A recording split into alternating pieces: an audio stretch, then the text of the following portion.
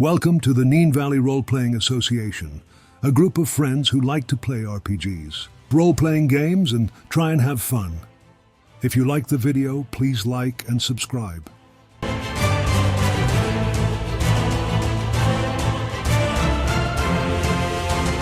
We now have a merch store for our USA listeners.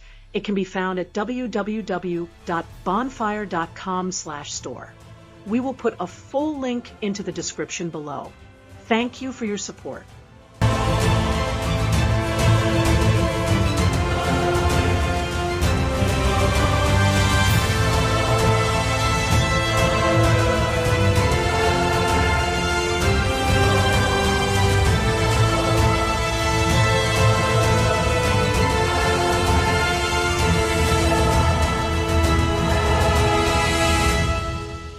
Hey, welcome back to East Texas University, where we have been reminded that there was a weekend that happened that I actually didn't hear anything about. So I didn't describe it properly. We didn't live through it. So we will do a little retrospect at some point. However, what we'll do first is go ahead and hand out our adventure cards for this week. And first, we'll go with Rob. And he has Folk Hero. Play after you save a group of people from dire circumstances. The community adopts you and your party's local heroes. You can always find aid there. Well, you guys are already sort of folk heroes, so we can use that to play into any roles that you guys do with the local community to give yourselves a big bonus. And I'll work that, because that doesn't seem quite fair. Rob, not again. Sorry, Pete. This time, better you than me. Better you than me.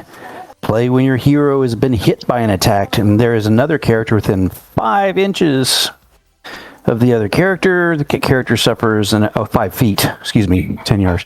The other character suffers the attack instead. This can be played on friend or foe. That's not bad. So if you get attacked and there's someone else, now I would say you can't use it on the person or creature that attacked you, but I mean, why not? Why not? Make it hit itself. Ricochet. Yeah. No, you never know. There's nothing in the nothing says you can't do it. Nothing says you can't. Have you not seen the girl with the axe trying to chop wood? I have seen that. That is pretty impressive. Yeah. All right, and last but not least, Christine's card. Christine, you have Flesh Wound. Play to cause all allied extras wounded in the encounter to rise immediately unshaken and unharmed. That's very handy, that one. We shall see. All right, so we have dealt the cards. I think the bennies have been put out there. Is that correct? Everybody's got 4. Is that correct? I have no idea. Ye gads. I can't see mine. They're hidden behind the... You have 3. Now I can. There we go. So then that is correct. So we are, if you guys are all at 4, that makes things really interesting. I don't think I should be at 4. That's right, because, no, I think one of you has an extra one because they get it this whole semester. Is that correct? Mm-hmm. That would be Andy. And that's Andy. Mm-hmm. And then we know that Christine gets an extra one. Because she has an edge. Of Edge that does that? It's an edge. Yeah, it's an edge that does that. And then I think Rob is without. So who wants to give us the what happened last time? I think Christine should.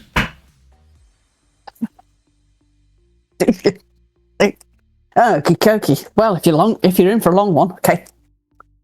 So last week.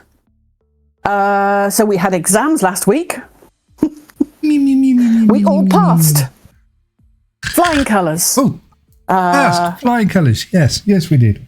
Flying colours. Although it was by the skin of our teeth that we managed to get fish there on time, because we were racing back from Pine Box. But we did. We delivered him there with a whole load of Red Bull and donuts and stuff, and basically he was hyped up. And a Milky Way. Yeah. And I don't know how he did it, but he passed. Yes, he did. Yeah, we all passed our exams. So we've been having exams throughout the week, Friday, Monday, Tuesday, Wednesdays. We also had, let me think what else happened. Oh, it was so exciting. I tell you, I mean, the weekend just flew past. We completely lost track of time. We were having so much fun, but there's orange foam in there, and well, we'll come back to that later. But we then flew through to Wednesday, then just basically really took us places. Yeah. Denver Dominguez was talking to Andy, to Fish on Wednesday, and he was explaining that the orange foam, as I say, that was dealt as a cruel prank on their party, which happened on Saturday.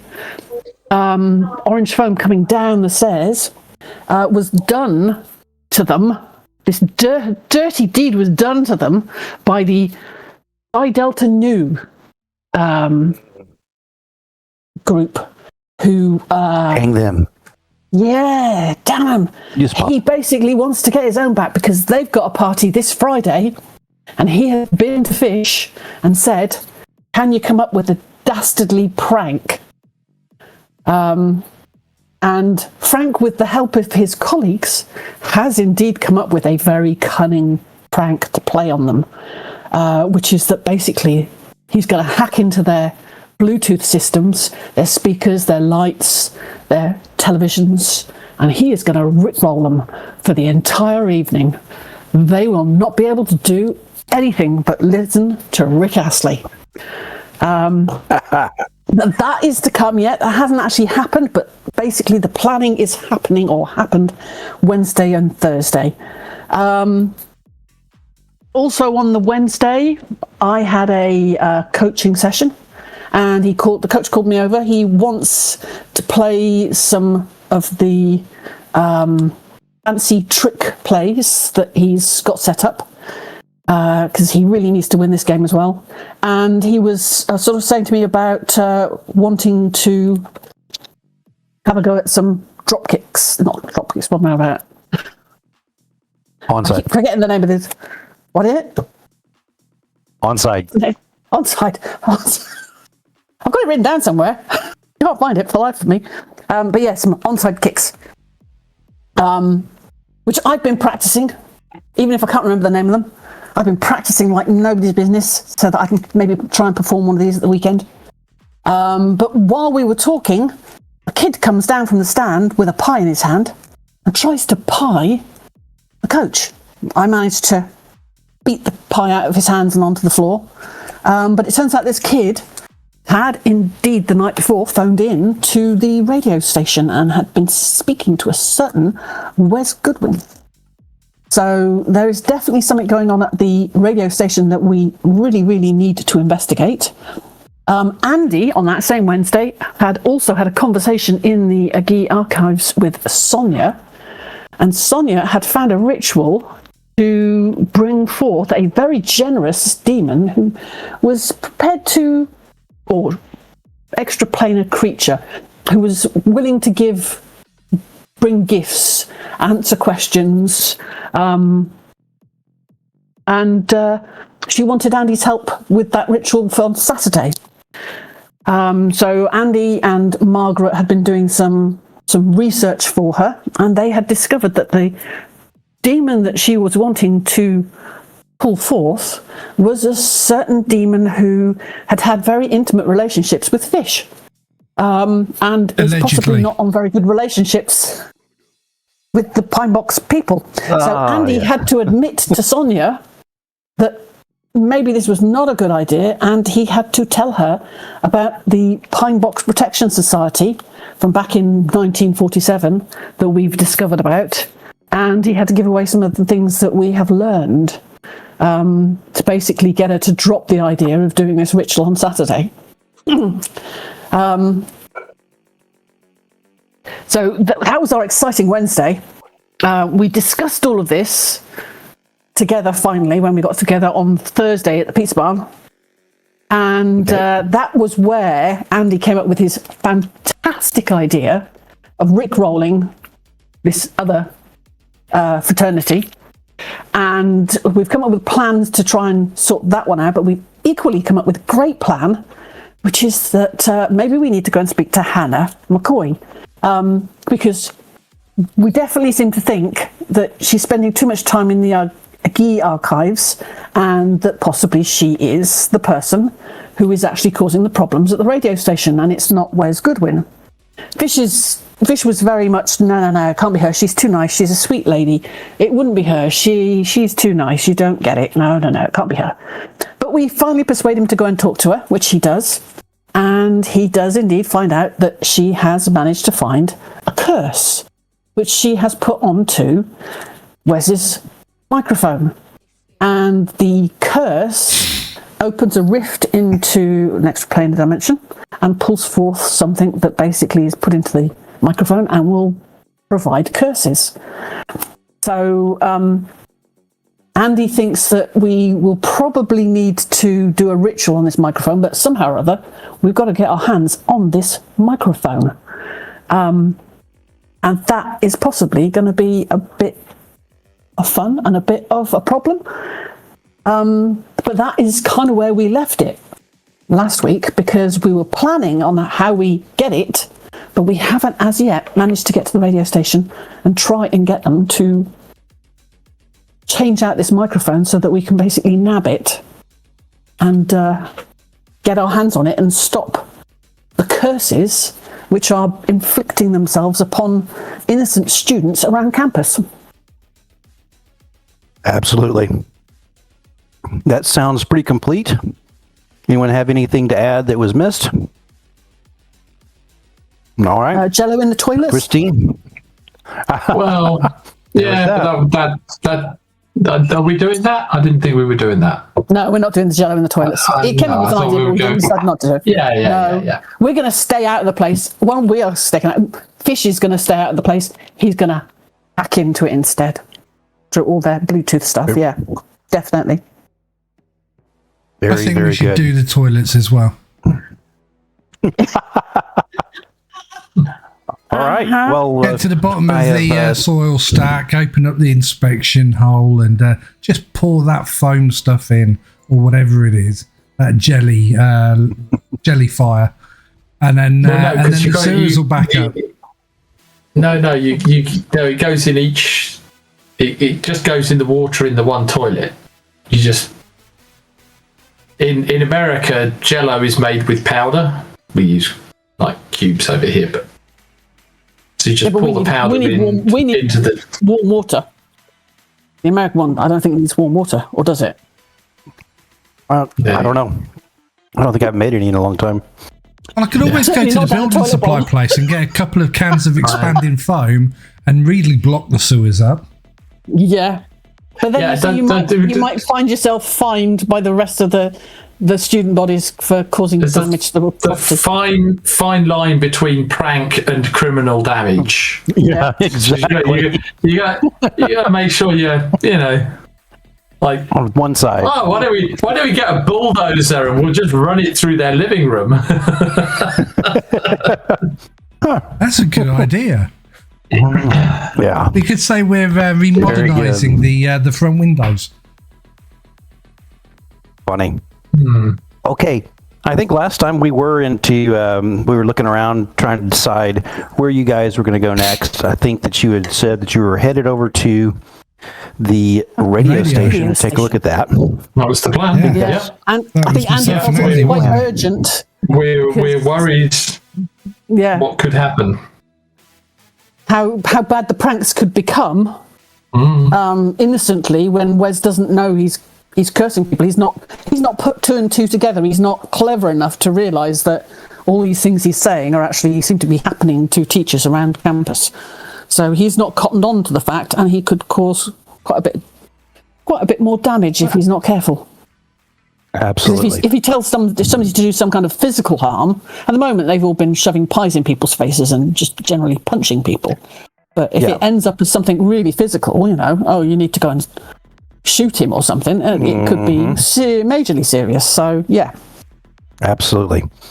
I think quickly, because it will make sense, let us delve into the events of the weekend that we didn't live through, but you guys actually have things that happen. Specifically, Grace, I'd like an athletics roll to see how your team did. Okay. This one's at -2. These guys were good. Oh, no. Oh, you're just saying that because you're mean now. Right, okay. Well, shouldn't it, rather than -2, shouldn't it be an opposed roll? Oh. Oh, I like that. You give them an athletics dice. Yeah, well, absolutely you could as well. You know, so I'll give them it's your classic opposed roll, isn't it? Perfect. That is a great opposed roll. I'll do a D8 for them. There you go. So you spanked them nicely. All right, and at home. So that probably led to the party being a major success. I'm picturing in my head that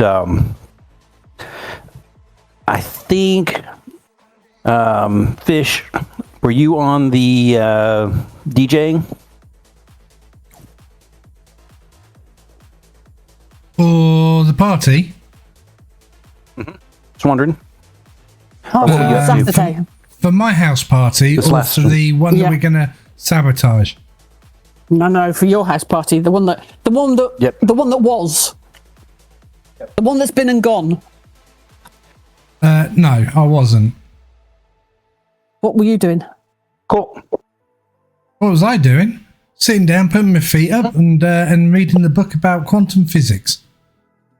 Yeah, well, you did have an arm in a sling. How were you holding the book? And your eyes were swollen. Have they gone? Has that gone down now? You two black eyes that you still got. Yeah. That was before, wasn't it? That was before. That was on the Friday. So that was on the Friday. You had the big black eyes swelling. So this is on the Saturday that follows. So this is the day after. This is the day after all your injuries were inflicted. Yeah. So I'm holding the book with my offhand, and I'm kind of not really reading it. And people are going, "What happened to you then, Fish?" And I go, "I got hit by a book about quantum physics." And then they leave me alone. Do you not sit there going, "Have you seen my scar? Have you seen my scar?" Nice. Yeah. No, because I want to draw attention to it. Yeah. You wear a crop top on. Just throw it off. I've got to get a belly button ring first. Yeah. Nice. I'm picturing. Go ahead. I was going to say, nothing takes your mind off the pain like quantum superposition and entanglement functions. So, are you sitting at the bottom of the stairs, serving as sort of the bouncer for people going upstairs to make sure people aren't just like? I'm on one of the couches. I mean, my arm's in the sling, and one couch is perfect. And I can't see for shit. Because I'm waiting for my good pair of glasses to come through, and I've got an old pair which makes me look like Mr. Magoo. I love it. I love it. Yeah, they're that thick. They're that thick that they never break, which is why I've always got a backup. But yeah, I might as well just put 2 fucking NASA telescopes on my forehead. It's because that would be less conspicuous. All right. And we know full well that Renee is running backwards and forwards, getting you drinks. She's got your feet propped up. She comes over and she gives your head a forehead a stroke every now and then, and gives you kisses. And she runs off and gets you a bit of some cake from the booth and some crisps and stuff and some beer. And she's running backwards and forwards constantly, looking after you, making sure that you're comfortable. She's turning pages for you when you've finished. I moan about it to everyone.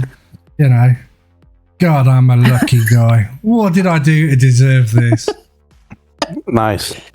She is and as a result, you have not you. progressed. You've not progressed more than a paragraph, probably. The rest of you, where I where can't are read you the sort small of in print. this? Is Andy even there, or is he elsewhere? Good question. Oh yeah. Is he there? Have you brought Margaret? Wow. Yeah, it's a good party. Why not? Good to kick back every now and then. Excellent. Give me a persuasion roll. Just need a simple success. Margaret tries to beg off. And you're not like forcing her or anything. It's just Yeah. Well, I mean, Andy says we probably won't stay long. There's only so much socialising I can handle. Plus, he's in the midst of midterms. Okay. She says, well, I kind of thought... I'm sorry? No, you go ahead. Okay. Now, with the unsuccessful rolls, I think she says, "Oh, I am beat. Going to the game was not something I usually do. It's pretty long, but I know. Tell me about it, right? Great to see how they went. Yeah. I know. Yeah. An hour. I gotta get an hour's game. Gotta crash. I'll catch you tomorrow. Yeah. Are you in for study? Okay. And so she heads back off. I'd like a notice roll. Okay. I think Andy should have his own key to her place. Is this to see the cardinal from the Vatican hiding around the corner, waiting to talk to her? With a big sack. big red, dressed all in red, big hat. 6. Very good. Yep. You sort of just glance back as you're walking, no particular reason, and see her. She was heading towards the parking lot. Then she sort of goes, and then she turns and makes and starts heading towards the AG archive. Okay. All right. And then Grace, where are you in this whole big thing? If we haven't completely discussed it already. Well, obviously, I'm probably going to be somewhere around with the football team. Okay. Then I would like Fish to give me a persuasion roll that he tried to get you and a bunch of your guys to show up to their party instead of a different one. Well, there's definitely 2 of us here already, because Chance had said this is where he was going to be, and this is when I then said, well, I'll probably be here. Then we will I know save Chance a roll, which here. could possibly go wrong. And he got it anyway. So absolutely. Yep. You and about 2/3 of the team will show up, making the party memorable. There's actually, as you're looking around, Fish, this is a very well attended party. You're wishing that this was one of the ones that you guys had like charged an entry fee. A lot of folks from some of the other fraternities. That's all right. I'll say to Denver, I've got an idea. Everybody's inside at the moment. They have to pay to get out. He laughs. Never heard of that. I'll run it by the guys. Add that to the charges. Yep. Yeah. You can't help himself. You're racking them. You're racking for an intelligent guy. You don't seem to have much knowledge of the law. I think if all else goes wrong, I think I'll become a vagrant who fights the supernatural and gets a shitloads of felonies. Ah, there you go. So yeah, then it's a career path. Cut this cut to the chase. when the orange-colored laundry soap foam starts coming down the stairs, and everybody's like, "What?" And your group just tries to play it off, but it is a big freaking mess. For a while, everybody just sort of dances in it as it splatters around. The investigation shows that, sure enough, one of your rival fraternities, a number of the guys got in, put this dyed laundry soap in bathtubs and in toilets and in sinks, turned them all on with the water running, and the foam just bubbled out, and they had a fan strategically placed at the end of the hall to sort of blow it down towards the stairwell. Surprising that it actually lasted long enough, the prank, for it to come down the stairs, but whatever the case, it was a big mess, and that's the story for the weekend. Is there anything else you guys would like to discuss about the weekend before we move into the game? Well, yeah, because I need to find out what these nightmares are that Chance has been having, to see if there's anything that's more worrying than just lack of performance. Or is there something else? Didn't he mention something at the pizza barn when the bikers were in there? He was saying something, wasn't he? Around the table. Don't remember that off the top of my head, because the discussion that Chance and I had was at training. He failed the what? Wasn't it Chance that failed the kick? And he was feeling really bad about it, and he said something about No, he wouldn't be kicking. Chance is the quarterback; he'd be throwing it normally. Yep, you did have. I think you are. We do have a backup kicker, but I think you might be mixing up people, possibly. Right? Yeah, possibly. He definitely was not probably at his best, because he hasn't been for a bit. Excuse me. So, where do you think you stumble upon Chance? What? By chance, where would you find him? Well, I need it to be somewhere quiet, so I'm going to say I've been looking through all the rooms, can't find him, and I'm going to grab myself something to drink as I'm passing through the kitchen. I'm going to head out to the back garden. I'm betting I might find him out there. Absolutely. There's quite a few folks standing around outside. It's also the impromptu smoking area where some folks are having a cigarette, something like that. He is not. He's standing there with, who's the big Hawaiian guy? Just forgot his name. Koa. Yeah, Koa. Koa's just sort of standing, sort of nodding, pats him on the shoulder, and then turn to sort of go back into the house, leaving him standing there with his drink. And he looks up as you walk out. Hey, Grace. Hey. So, sorry, was that Koa or Chance? It was Koa that walked. No, that's Chance. Koa sort of pats you on the shoulder as he goes by. He's talking to somebody over your shoulder already. Yeah. Hey, Koa. I'll walk over to Chance. So, funny meeting you here. What are the chances of that? Yeah, I've heard that one a couple of times in my life. Good game. Felt nice. Yeah. We were in rhythm. We were definitely things seem to be coming together. There were some nice passes there. The ball bounced our way. Yeah. Hey, thanks. There was some skill in there. Yeah, well, some it's skill good. from all of us. We were definitely firing on all cylinders. The whole team was just working as one. Yeah, Coach seemed pleased. So, as he should.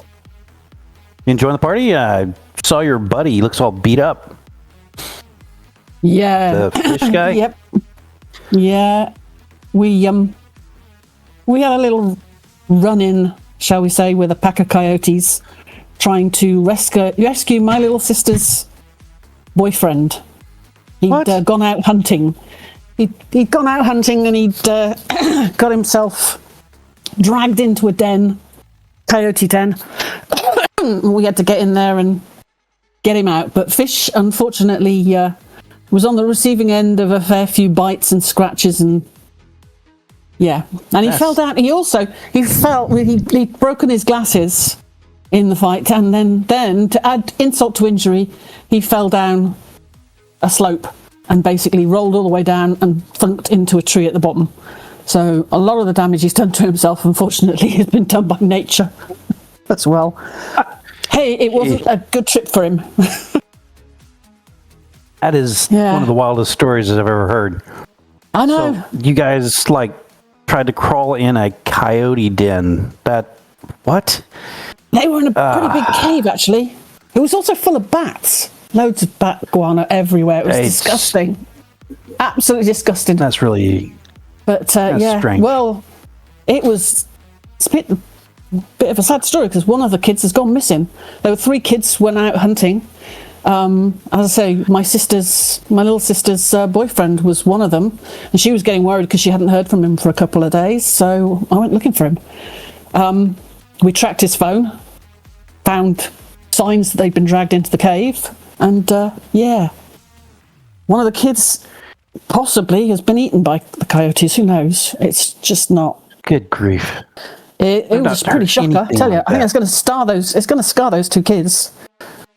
Scar them. It will. Anyway, that's absolutely weird. Yeah. But that's. Oh, there's your friend Andy. He's he's looking by himself. Doesn't have. What's her name again? I thought she was coming. Margaret Winters. Yeah, Margaret. I thought she was coming. Yeah. I thought she was coming, but seems maybe she's called it an evening and gone home. I'm sure Andy will follow her soon. He's not normally you're out behind. Back.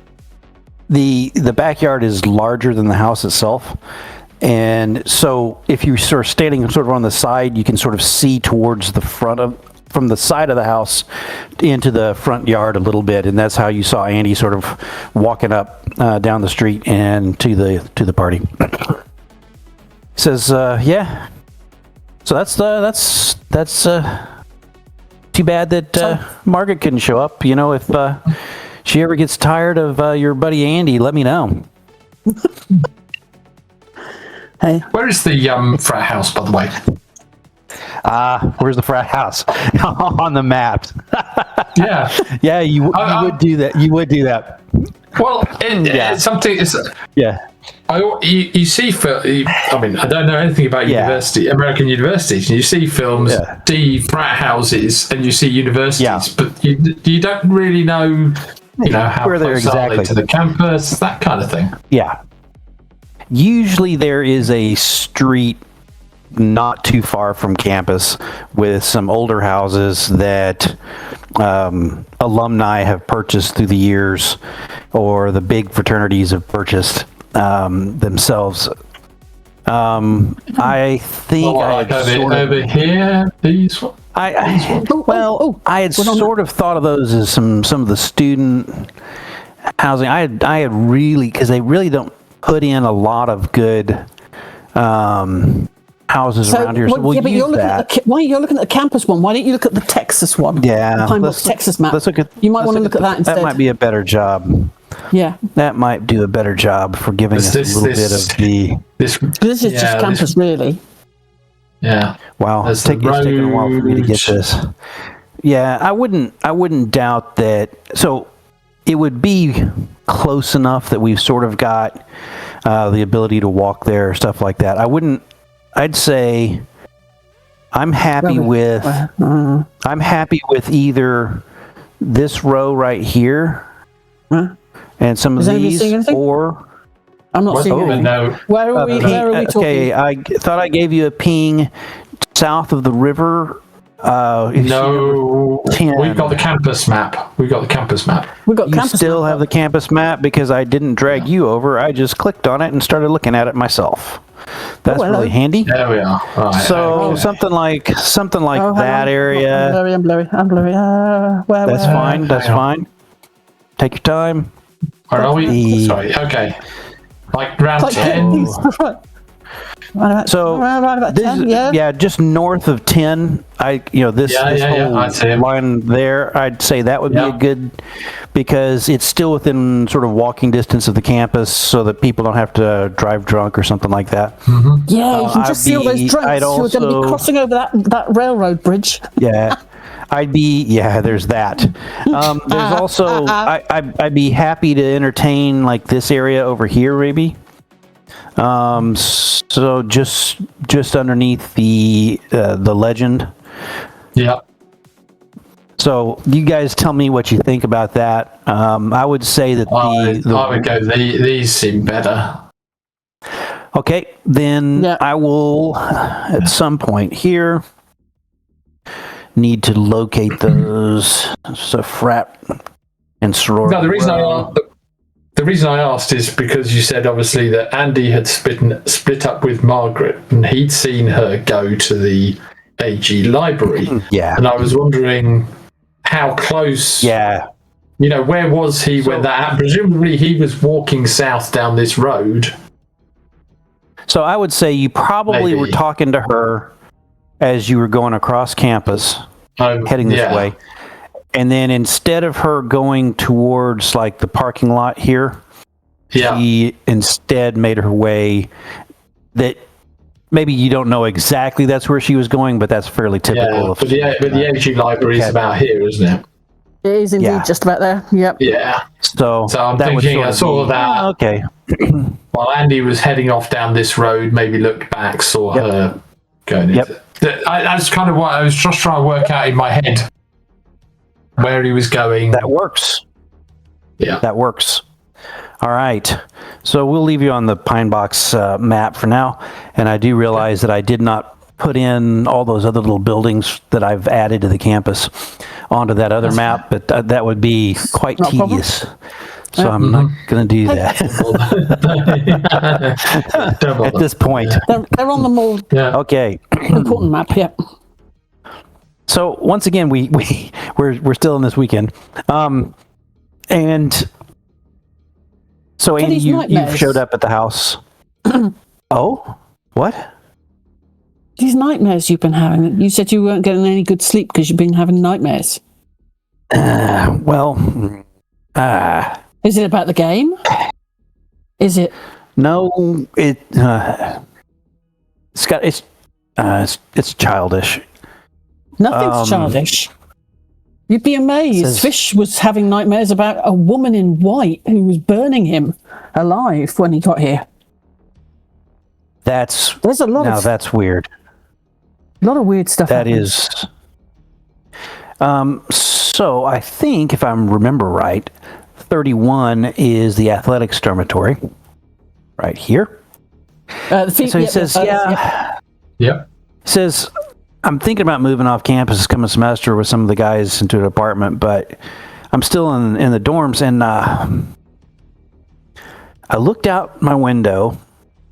At least I think I looked out my window, and I must have been asleep. But the woods, that little bitty cups of woods that's, as you're going towards the old the roost.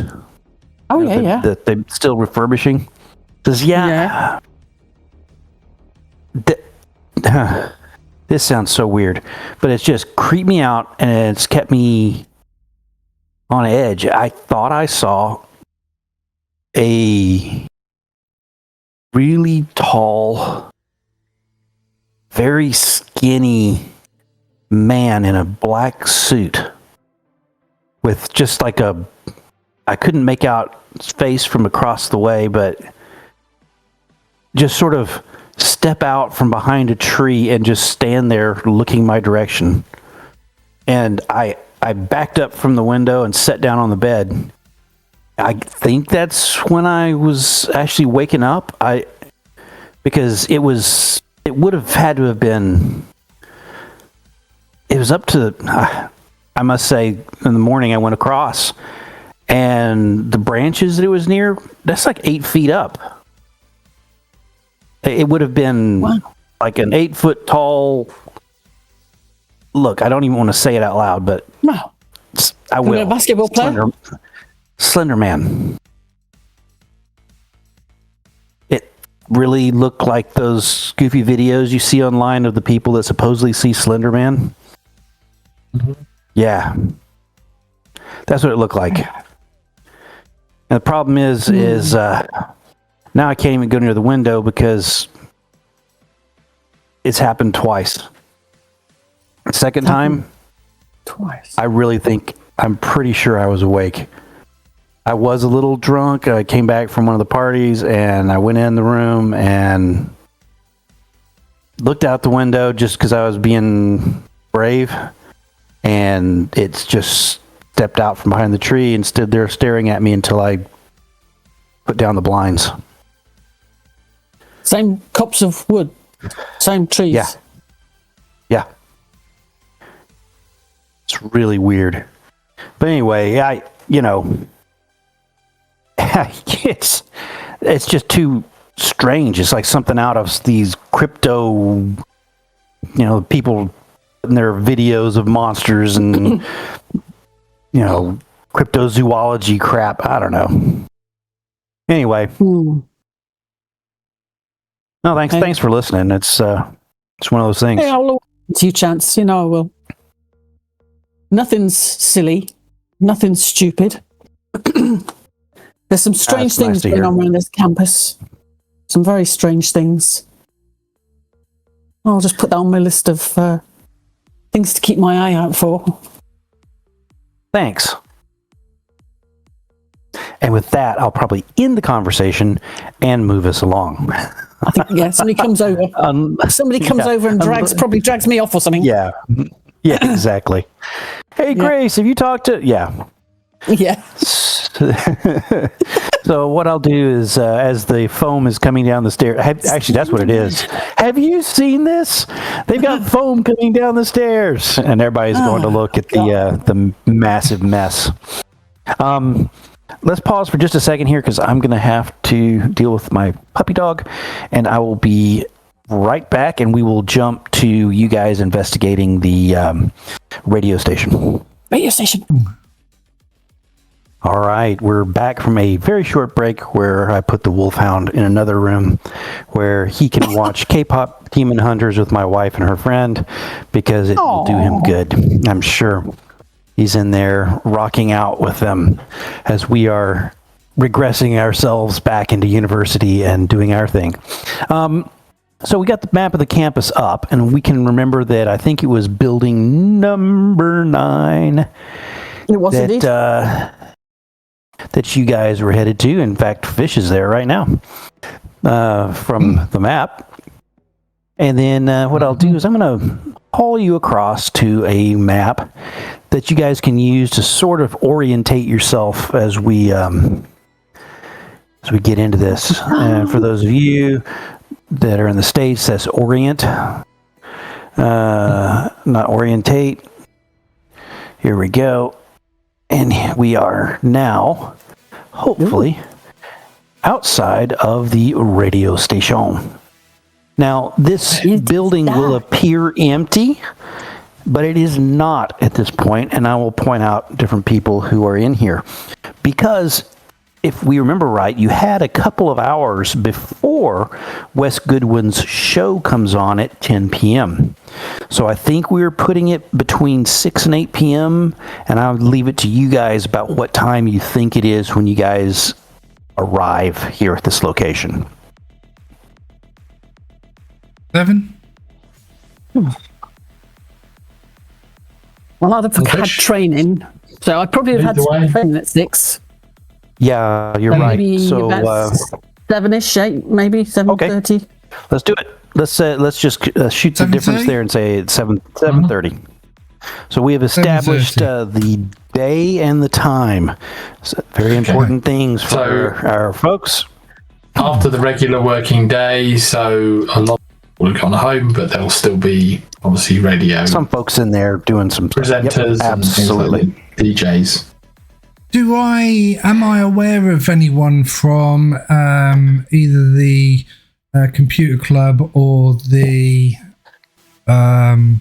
robotics club that might have an interest in radio, like a ham radioist that works kind of in the radio station bit. Yes, absolutely. There's a kid from the robotics club. He's a calculus major, a math major, excuse me, who's in one of you guys' calculus courses. And I will put his name here. It's Atif. Alfie the Nazi. Oh. No, that's not what you would say, and I can change the name as necessary. In fact, probably will need to, just because you'll say that again sometime and get us in trouble. So Atif, really, you know, yeah, I he's a sort of Atif. He's sort of a shy kid. He kind of his name counts Egyptian. I think that's possibly Iranian, sort of as well. Yeah, that area. Yeah, it's either one side of the Nile or the other. Okay. Gosh, we are so. Christine bad. is scribbling this name down in Gen Major. Yeah. Absolutely. Okay, so I'm going to just open the door and walk in. Okay, it's open. God, this place is dumb. Look at this. Oh. Hot plant. No, it's fake. I'm jumping back across. Give me 2 seconds here. Sorry, I'm jumping back across. Yep. So it is a little rundown. There's a person sitting here right here, sort of looking at the computer. Looks like they're doing homework and not actually doing anything that is radio station related. You can see the hall opening up in front of you. Okay. For those of you watching at home, this is, I've sort of done the lighting and stuff for this, which is why you're seeing the lit up area that the students can see. If you were to look on my screen, you'd see the entire map with the areas brighter where they can see. But right now they can only see a limited portion. All right, there's a student there. So I'll go to the student and I'll male or female, or can't we tell from female. Coming up behind them? Female, longer hair, black, down shoulder length, and so I'll tap her on the shoulder and go, Sarah, I didn't realise you worked. No, she turns around. No, I'm Maisie Robinson. Maisie. Oh, God, from behind you look just like Sarah Jenkins. Oh, my God, I'm so sorry. That's a faux pas on my part. I do apologise. Sarah Jenkins, the track star? Yeah. Yeah, you look just from behind with the chair, watching porn on a uni computer. I mean, not porn, sorry. Another faux pas. Watching YouTube while she's supposed to be doing homework. One eyebrow. There's just piles of text on her screen. She's got multiple browser windows open as she's comparing back and forth and doing some work. And she does have ChatGPT up in one corner where she's feeding things to it to assist.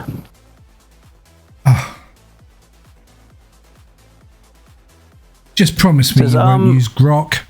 Anyway, so I'm gonna use Grok when I'm generating VTT maps that are a little bit off color. I do apologise. Are you new here? No, I've been here at least a year. I'm looking for Atif Al Nazir. Is he around today? You know, Atif, he might be in the editing room. If you go just straight down this hall, and she points this direction, take your first left, and it's the door at the end. I turn around and I point down to here, and I go, and then the left on down the end. No, that's the server room right there, that door. And if you go that's the straight, server room. Oh. And I just open. Yep. And then if you go, yeah, I did it. I think, so it's the corridor If you on the just right. continue up It's the here, corridor on the right. Yeah. And then take yeah. go down. Yeah, let me see here. How best to describe this? He goes, you'll see that there's some of the people have like names on the doors on the right side and stuff like that. Anyway, Hannah McCoy's office is right there. And then, so she points out, this is Hannah McCoy's office and that's where Wes would now be working. Junior lead. No, she still has an office there. I see what you're saying about Wes, how he took her slot. Yeah, she's still not happy about that. That's for sure.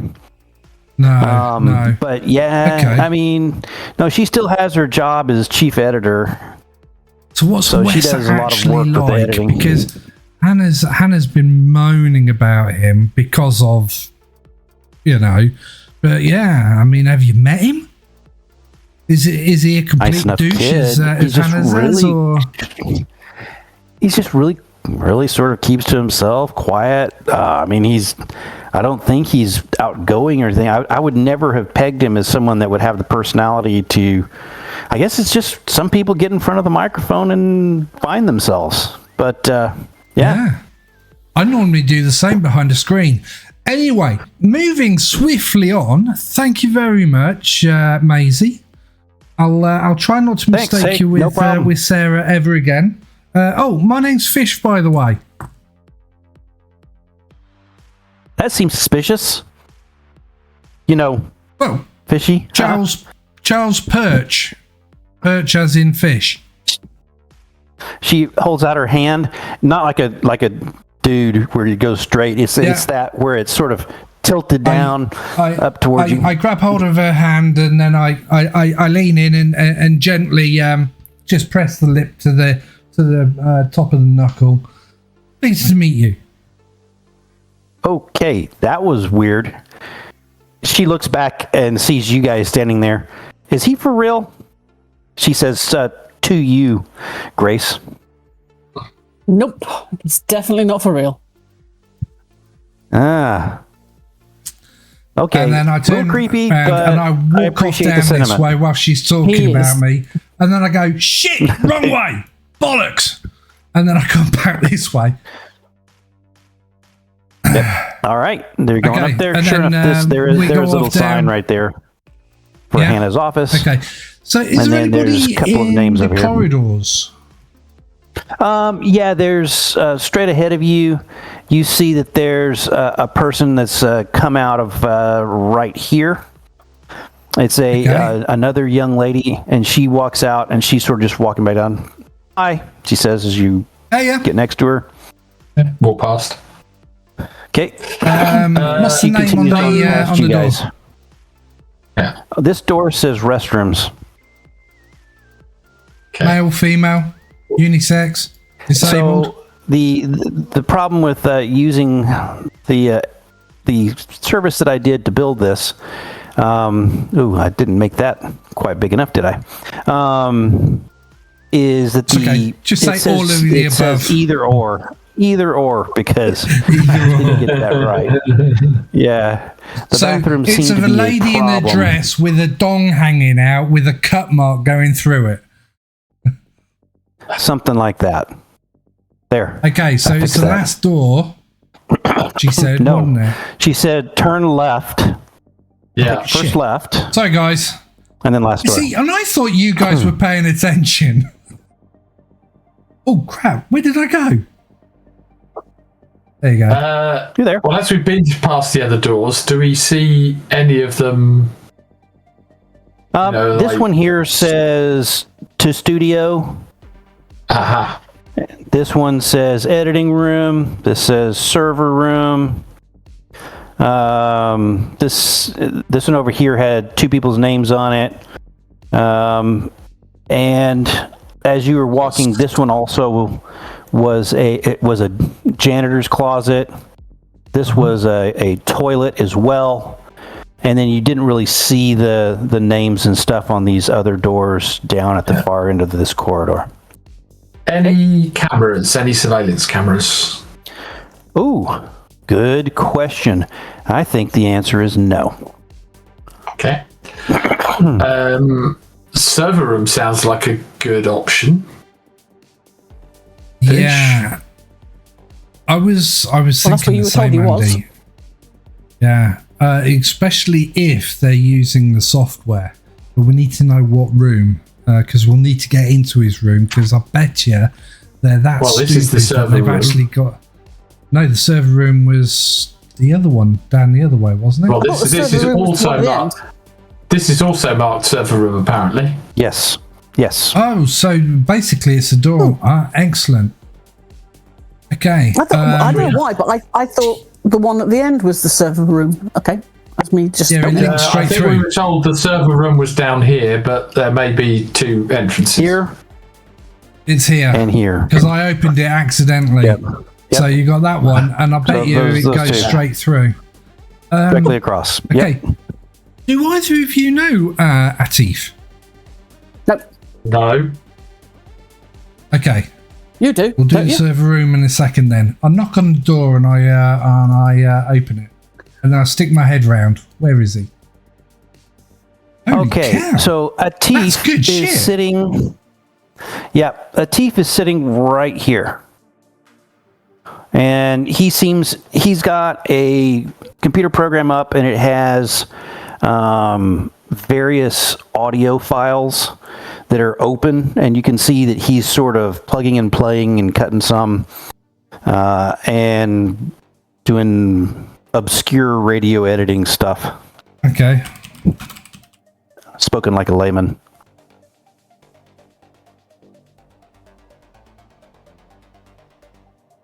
Okay, so I go Description of him? CQ, What does he look CQ, 5839.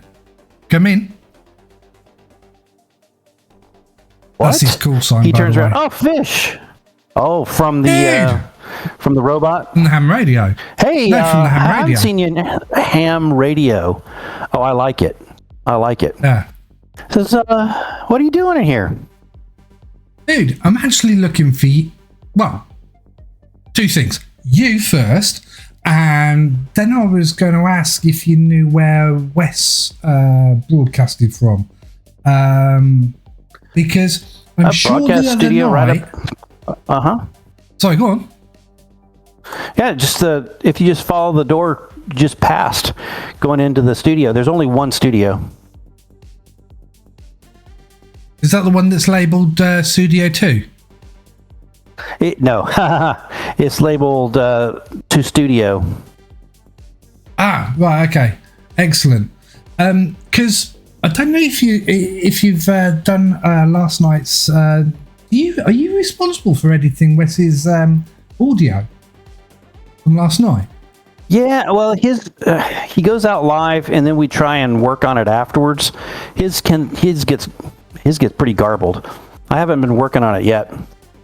Yeah, because I thought I heard sort of like crackling or something. You know, on the ham radio when it starts to go a little bit weird, and it's normally a cabling issue. Yeah, I kind of picked something up by that, but it was very faint. But it was enough that it put me off, so I stopped listening. Yeah. So you might want to have a look for that. Have you got a spare microphone that we could maybe try and I'll listen tonight?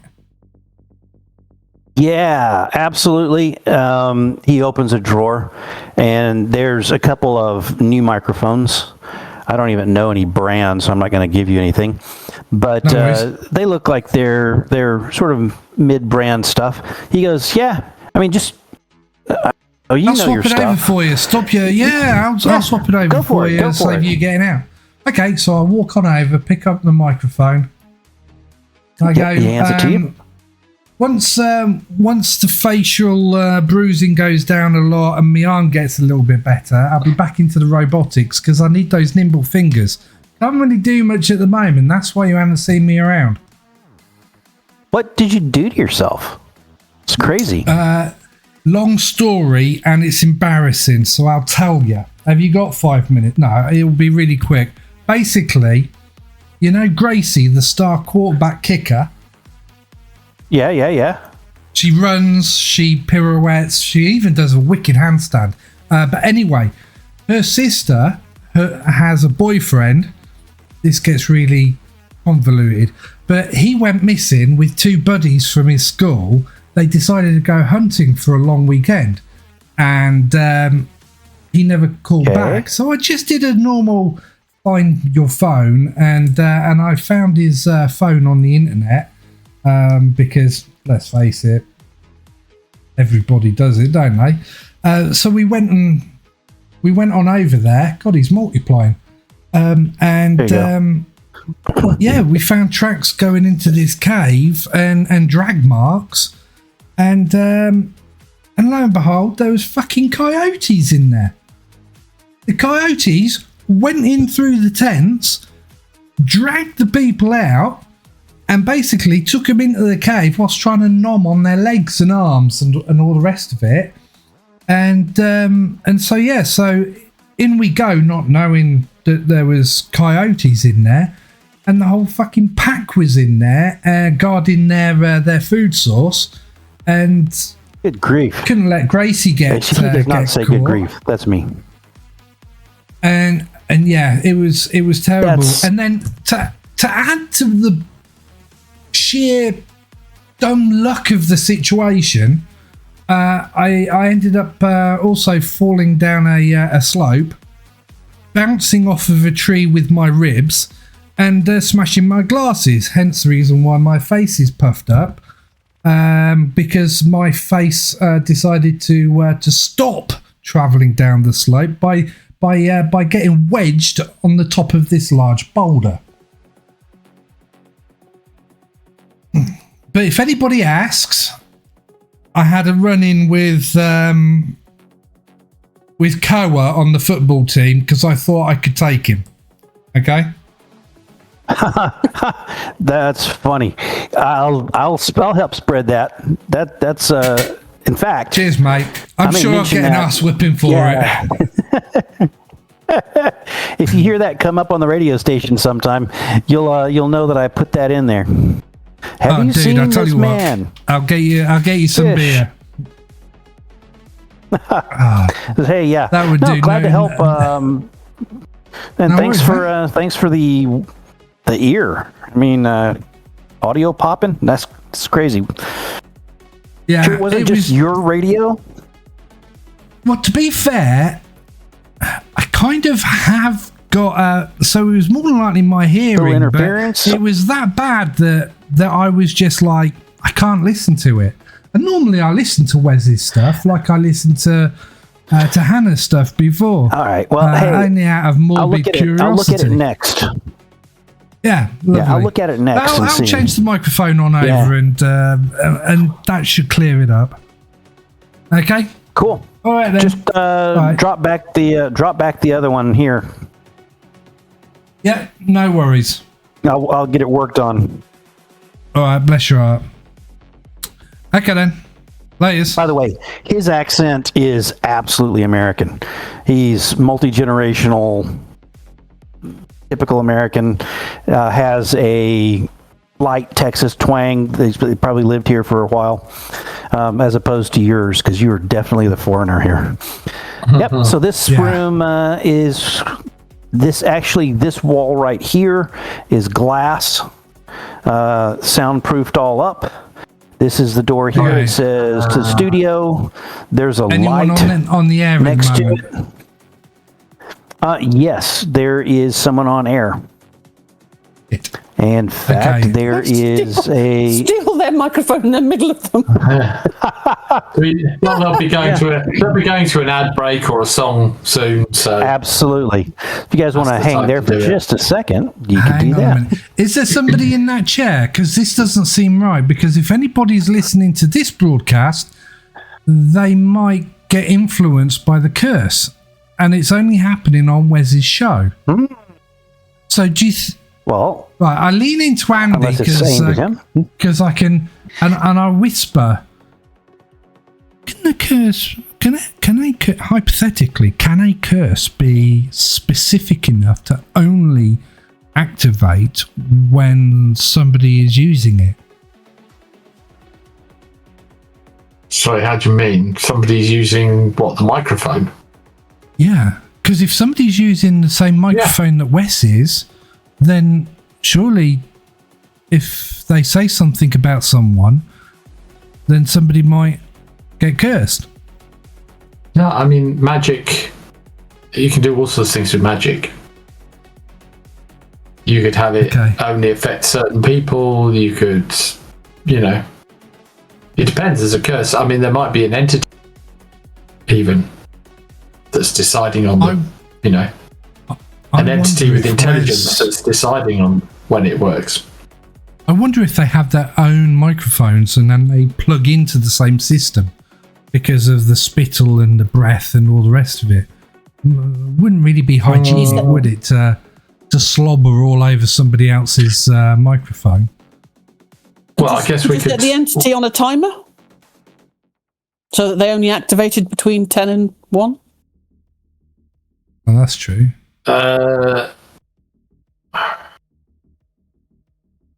Yeah, I mean, it could also just be the sort of the amount of emotions it knows. I mean, I'd say, why don't we swap out this microphone? I mean, Atif didn't say anything about there being more than one microphone. He just said swap out the microphone. Yeah. Okay. The microphone. So, is there anyone in that chair, Anthony? Sorry, Pete, go on. one more time.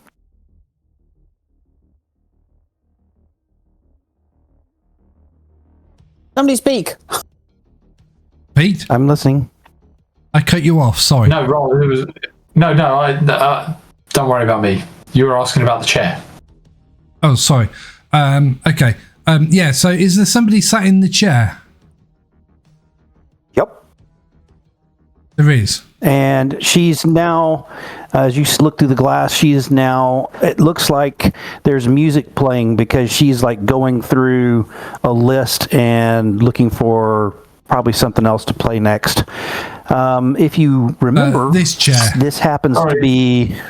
Sorry, when No. There's no one in that chair. This room's empty. Right. Where did you say the glass was?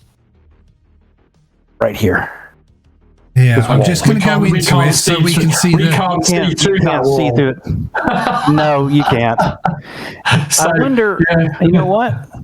Absolutely, that's a very I've opened good, it up, so we should now be able to see shit. Oh no, because it's per character, isn't it? Not per party. There you go. There we go. There we are. How about that? Crap, huh? so there's 3 microphones. That was pretty There's impressive. 3 microphones. There are. However, the center one seems to be the main pickup, you would guess. But who knows? Okay, I knock on the window. Hopefully, I can get a tingle. I mean, first question, actually, before you knock on the window, let me just before I knock on the window. Yes. There's presumably a schedule, published schedule of who's broadcasting when. How long until her show ends? All right. What is her show and when does it end? Absolutely.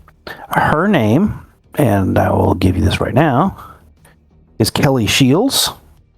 And she's Shields at Night.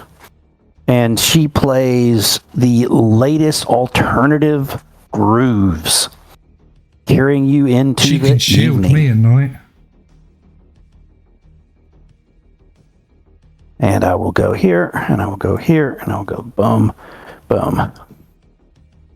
Okay, so she's going to be there for a while.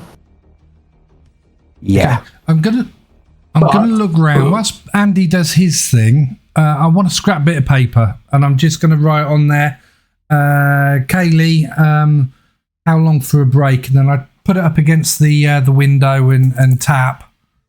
Well, she's playing and then music. Andy can do all of his thing. She's playing music, so she won't be talking while the music's on. We can nip in 3 minutes. Absolutely. Swap her over to And one of the she's other doing that mics right now. Yeah. Oh, right, okay. In that case, I'll wait until Andy's done his thing and then I'll put the thing up because I don't know how this thing works. Yeah. So you do your voodoo. You do your voodoo.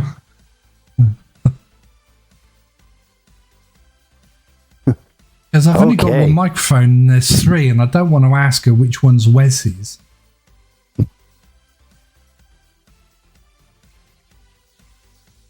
Okay, well, she waves at you guys to come on in. Okay. She's just started another song. Okay. So let's go. Do you want to quickly explain that we're here to swap out a microphone? Yeah. So while you're doing that, Andy's gonna check the vibes on these three microphones. All right. Go ahead and drop me a yes. Notice or occult? Occult. She's playing the Emptiness Machine by Linkin Park. Okay. 17. 17. Wow. All right. So, this, as you sort of open yourself up, you have rolled so incredibly well that, yes, there is a faint trace of other. The same type of feeling you've had around your extraplanar escapades, as well as some of the spells that you've been a part of. But what really gets you is, wait a second, I was sort of smelling that burnt toasty, I'm really not having a stroke, sorry, but that weird thing that you get sometimes, really, when you first came in, even stronger than in here. Sorry, when we first came into where? The radio. You're not sure exactly, but as you're thinking back, because you really weren't thinking about it at the time, but now that you have sort of focused yourself in, not only are you picking up the faint traces in here, you're also picking up the memory of when you first walked in. Whoa, wait a second, I walked past something probably. Probably in the first minute or two that you were in there. Maybe first 5 minutes, I don't know. The room or the radio station? Radio station. Radio station. Okay. In that case, Andy's gonna head out. Okay. And Fish, are you going to make the... She goes, so what you doing with that microphone there, Fish? Happy to see me? She knows your fish. Hey up. Whoa! And she leans over and pushes a button, and there's a loud applause. She says, "You're looking a little bit. Where do I know her from? You're looking a little bit sheepish." And she's. You think you met her at one of the parties at the frat? Almost assuredly, you did at one point. You chatted with her in the kitchen. Oh, Sheepish. yeah. Now she plays a clapping thing. You recognise me under all this bruising? It's the accent.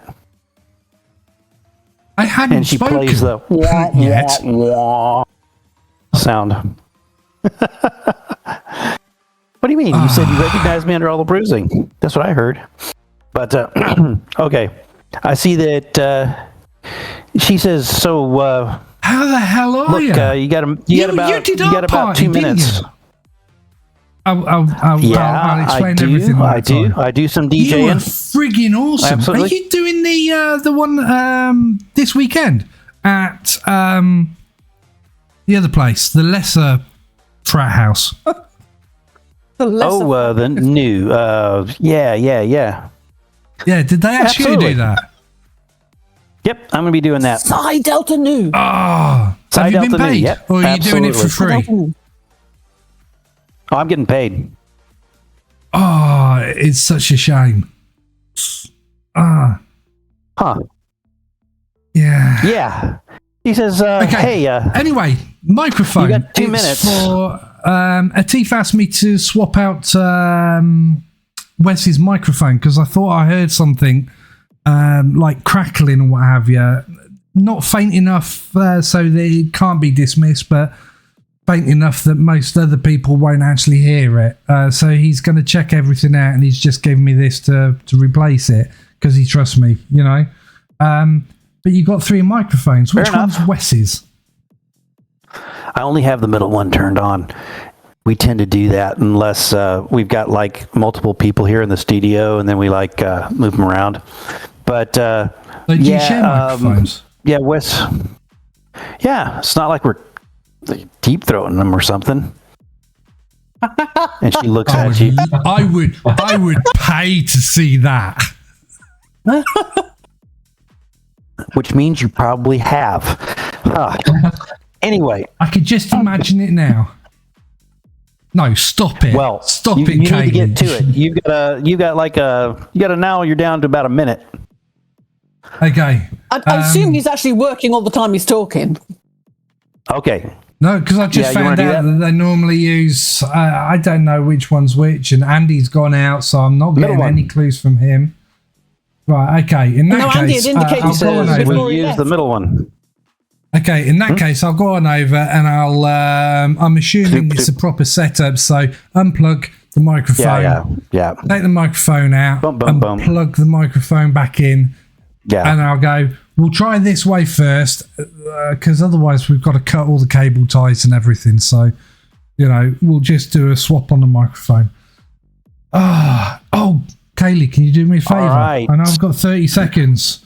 Play me a Rick Astley song, Never Gonna Give You Up. And I'll be thinking about you in that microphone. And then I try out the door. Never gonna play that. That, on my life, I will never play that. You mean? I call over my shoulder. Oh, someday soon, I bet you will. And I'll close the door. So out the door you go. Says, all right, we're going to slow this down. Some say, so say yes to heaven, Lana Del Rey. And then she, you can hear some music playing in there. That's a good song as well. And so you, you've headed out. Andy, let's jump to you. And, while that's been going on, Andy's been sniffing around out here to find what it was that all right. Actually, you're getting warmer. Triggered his senses. Oh, yeah. Yeah. Definitely coming from this door.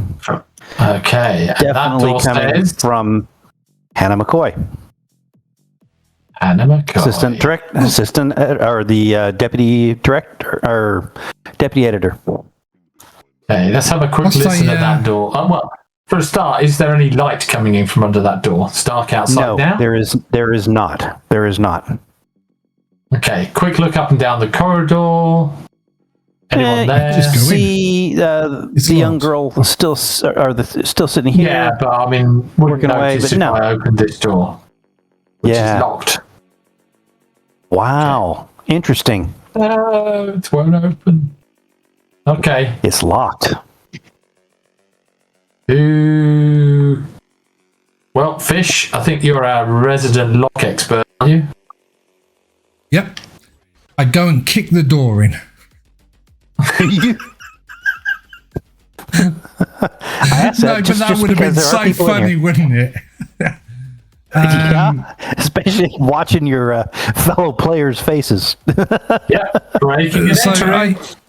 There we go. I have a look at the lock. What type of lock is it? What you need is a twig. You need a small twig and a letterbox. Probably reach through.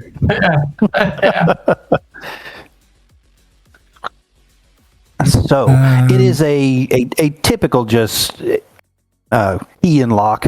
It's not like the big keyhole. It's the narrow, thin ones. The more modern keys. It looks like it's in the door handle itself. Not on the door. Oh, one of those, yeah. So it's a Yale type lock, right? Okay, so we might be able to. Is there any play on the door? Through. Any play? Yeah. So does it rattle? The hinges are on the other side. It does rattle. Yes, you can get it. It's got just a little bit of a gap all around, and it rattles. Not the sturdiest old building.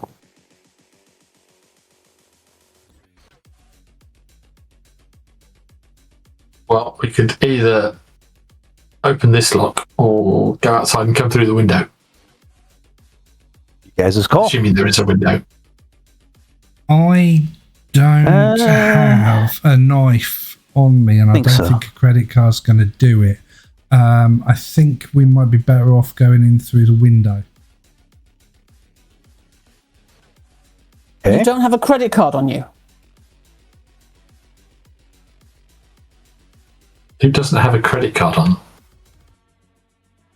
Yeah. Give us your credit card then, Gracie. She pulls out her Costco card. Gives it Nice. Nice. See? Mine are only Tesco's and Morrison's, and neither are in the US.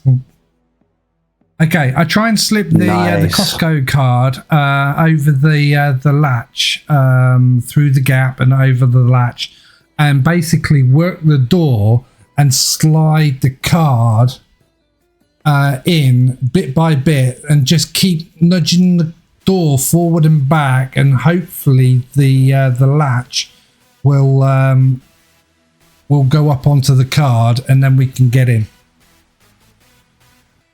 Yes, it is that easy. Allegedly. So that's what I've been told by YouTube videos. that's what you've been. Okay. Your YouTube history sounds very interesting. Yes, it does. Generation X, brother. Generation X. Yeah, exactly. I love it. So, I need a roll for that. Yeah, what do you want? Athletics? I'm looking to you guys. Let's see here. Common knowledge? No, it's not going to be. Everybody knows about that. I would have said either hacking or stealth, surely. Hacking or what? stealth. Stealth, possibly? Boy. That's weird that we don't have ourselves a really good one for that. You guys can Google that and see what people are using for lockpicking. But thievery skill. That's the one. Oh. Thievery. I'm digging through here. There we go. Something that you probably don't have. No, but I know a man who does. But I'm not going to ring him because it'll take him an hour and a half to get here. And then he'll want to know about everything, why he's doing it.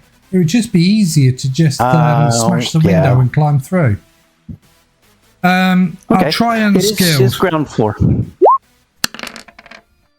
Look at that. Ladies and gentlemen. That's one hell of an unskilled roll. You make it look easy. You surprise yourself. You're like, oh, yeah. It does work like the YouTube video. And the door I will now unlock for you. Okay, door is unlocked. Let's get in. Wow. Let's get in quickly before someone comes down the corridor. Yeah. All right. So you can see the. I can't drag Grace. Sorry. I appear to be under the rug. Am I under the rug? That's interesting. You are. Give me 1 second to try and figure out why. Change layer. No, I'm gonna. Oh, I see. Let's just do this. It's on level 5, not level 0. Trap door. Bring the front. Did I do that? Did you come to the front? Yeah, I appear to be. Yep. Okay. Oh, no, I'm not there. And okay, come back. Yeah, I had you set up incorrectly. Bring the front. There. You all are in the front now, so you can go on top of the carpet. Apologize. Okay. There you go. What are we doing in here, Andy? What are we doing? Andy's checking around with his vibes, where they're coming from. Okay. I've got a funny suspicion. We might need to move the rug. Yeah, it sure seems to be coming from the rug. Right. Whip that rug back. We'll roll it back. Whip the rug back. So I'm just going to pull it in the hall just to keep it out of the way. Is a ritual circle. There it is. Ah! Rug rolling. Right. Okay. Let's see if I can work out what this ritual circle does. Yeah. Oh, it's definitely summoning. You don't even have to roll for that. What was on that but three, if you want to roll, pages, Andy? you get some more. Yeah. Those 3 pages of parchment. Oh, yeah. Nice. Those 3 pages of parchment. It didn't mention about a ritual circle, did it? It is a summoning circle. You can tell 2 other things from it. 1, it's been used recently.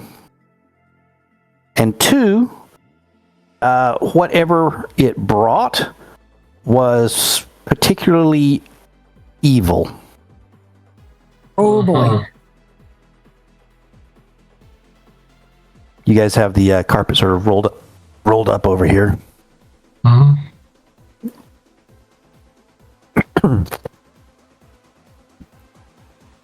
Well. Poor Hannah McCoy. So innocent. Yeah. So hard done by. Okay, so the so ladies sad. flash me a smile, and I think they're genuine. I mean, did you see that Maisie? She came on to me. And Kaylee? What's Oh my God. the circle been drawn with? Has it been drawn with chalk or sand or what? Yeah, it is chalk. And it's Not got my a fault. slight, to Andy's eyes, it glows slightly. For the rest of you, it is the just chalk marks on the floor. Andy, can we just wash this away with water to destroy it? So there's a question. What will happen if we destroy the circle? Okay, I'll give you that with your occult roll. You think if you destroy it, number 1, it won't be able to be used, even if you just break it nicely. What you're unsure of is if anything's been left open. With this, it doesn't feel like it. You feel almost confident enough that whatever happened is over with. But there is that sort of lingering, just because you don't know the spell for sure. If there is some opening between planes or something that's trapped inside that's not completely closed off properly, it could lead to possible problems. But, that's about the best I can give you. So, What about the microphone? If we were to put the microphone in there, Andy, and then we got rid of the circle, would the thing be banished back to where it came from? well, you've got the microphone in your hand, yeah? Yeah. So, Andy will have a quick check of the microphone. She probably might well have just been lying about. So, is it cursed? It looks like a regular microphone. Not cursed. She was lying. Nothing. But that combat nothing card there that I seems- had meant that she couldn't lie to me. She had to spill the beans. She spilled beans. Oh my God. That GM's a tricky one, isn't it? Like a friggin' leprechaun. Right, okay, so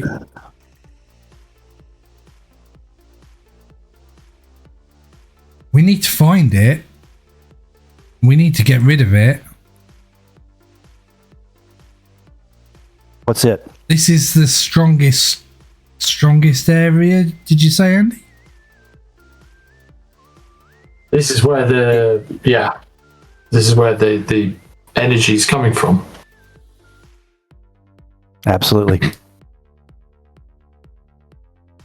But what the entity she's summoned is doing and how it's doing it is a question.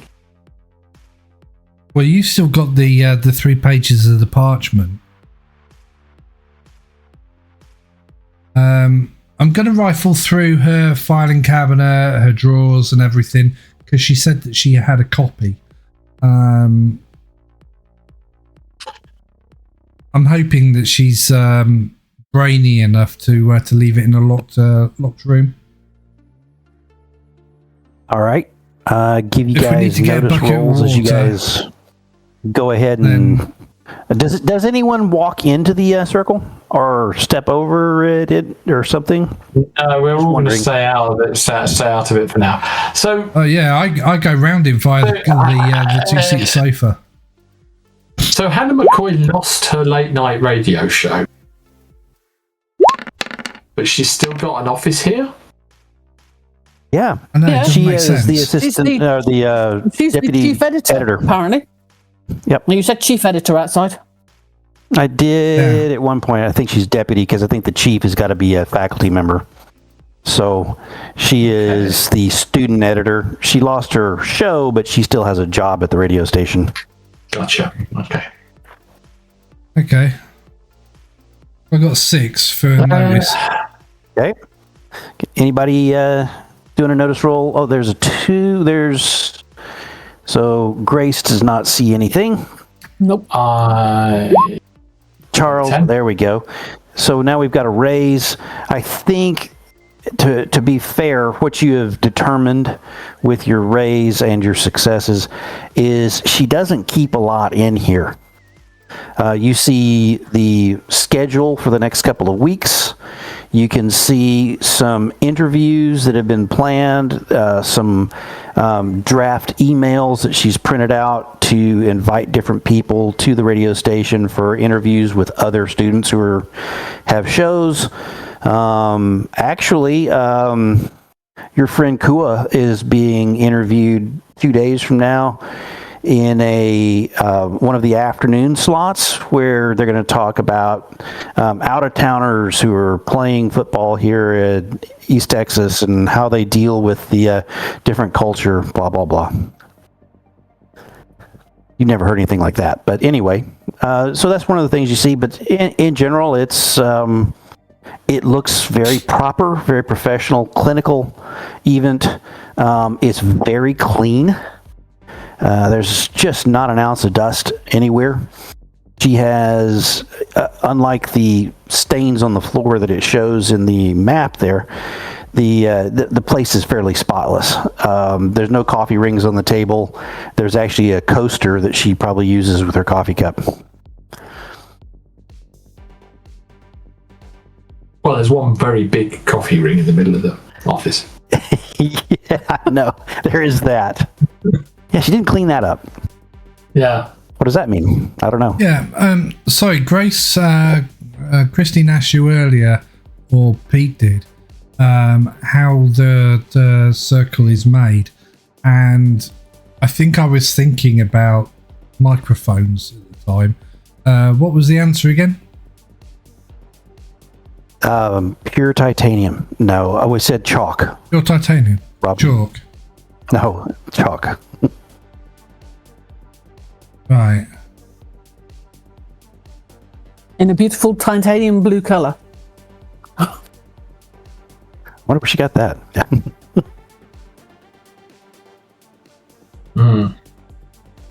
Thoughts. So, what do you think? Have you guys spent a full 30 minutes in the place yet to where it's 8? I don't know. It's been pretty fast. Right. In and out, talks. Yeah, it has Is been that pretty maybe fast. 20 minutes? Yeah. Right. Well, Okay. fuck it. Andy's going to go for it. He's just going to reach out with his and scuff through the chalk. I would like an occult roll. Grace provides him with a bottle of water so that he can clean it. Very, very nice. That is a success. So what I'll do here, and I need to carefully do this correctly so that, oh, come on. I can't believe sometimes Sometimes I mess things up. I thought I had it ready. There we go. All right. So, Andy, I wish I could show this to like one player. That'd be too... I'll close my eyes. I wonder how I could do that. Okay, never mind. I'll just change the layer. But you will have a view of this, and as we move forward, you'll understand that immediately coming visible, and grinning wildly is one of those demons that you've seen before. Butt plug! Just escapes out of my mouth. What we're going to do now is I'm going to bring up the old turn. I'm going to bring up the old. I'm going to bring up the old turn order, and then I'm going to start dealing some cards. Sadly, only 2 of you are going to get cards this round, as the other 2 are completely flat-footed. So, Andy. That makes no sense. Oh, and you get 2 cards, right? Two cards, please. Yeah. 5 of spades or 6 of hearts. Not much better. But 6 of hearts. I'll take it. And the demon gets a 9 of diamonds. Oh dear. Let's see here. Did I put this on there? No, I didn't. There's several things on here that should be... I'm going to go ahead and clear this. Remove all turns. Sorry about that. Clear. And then I'll give us our... you guys can... The other 2 of you can go ahead and put yourselves on there as well.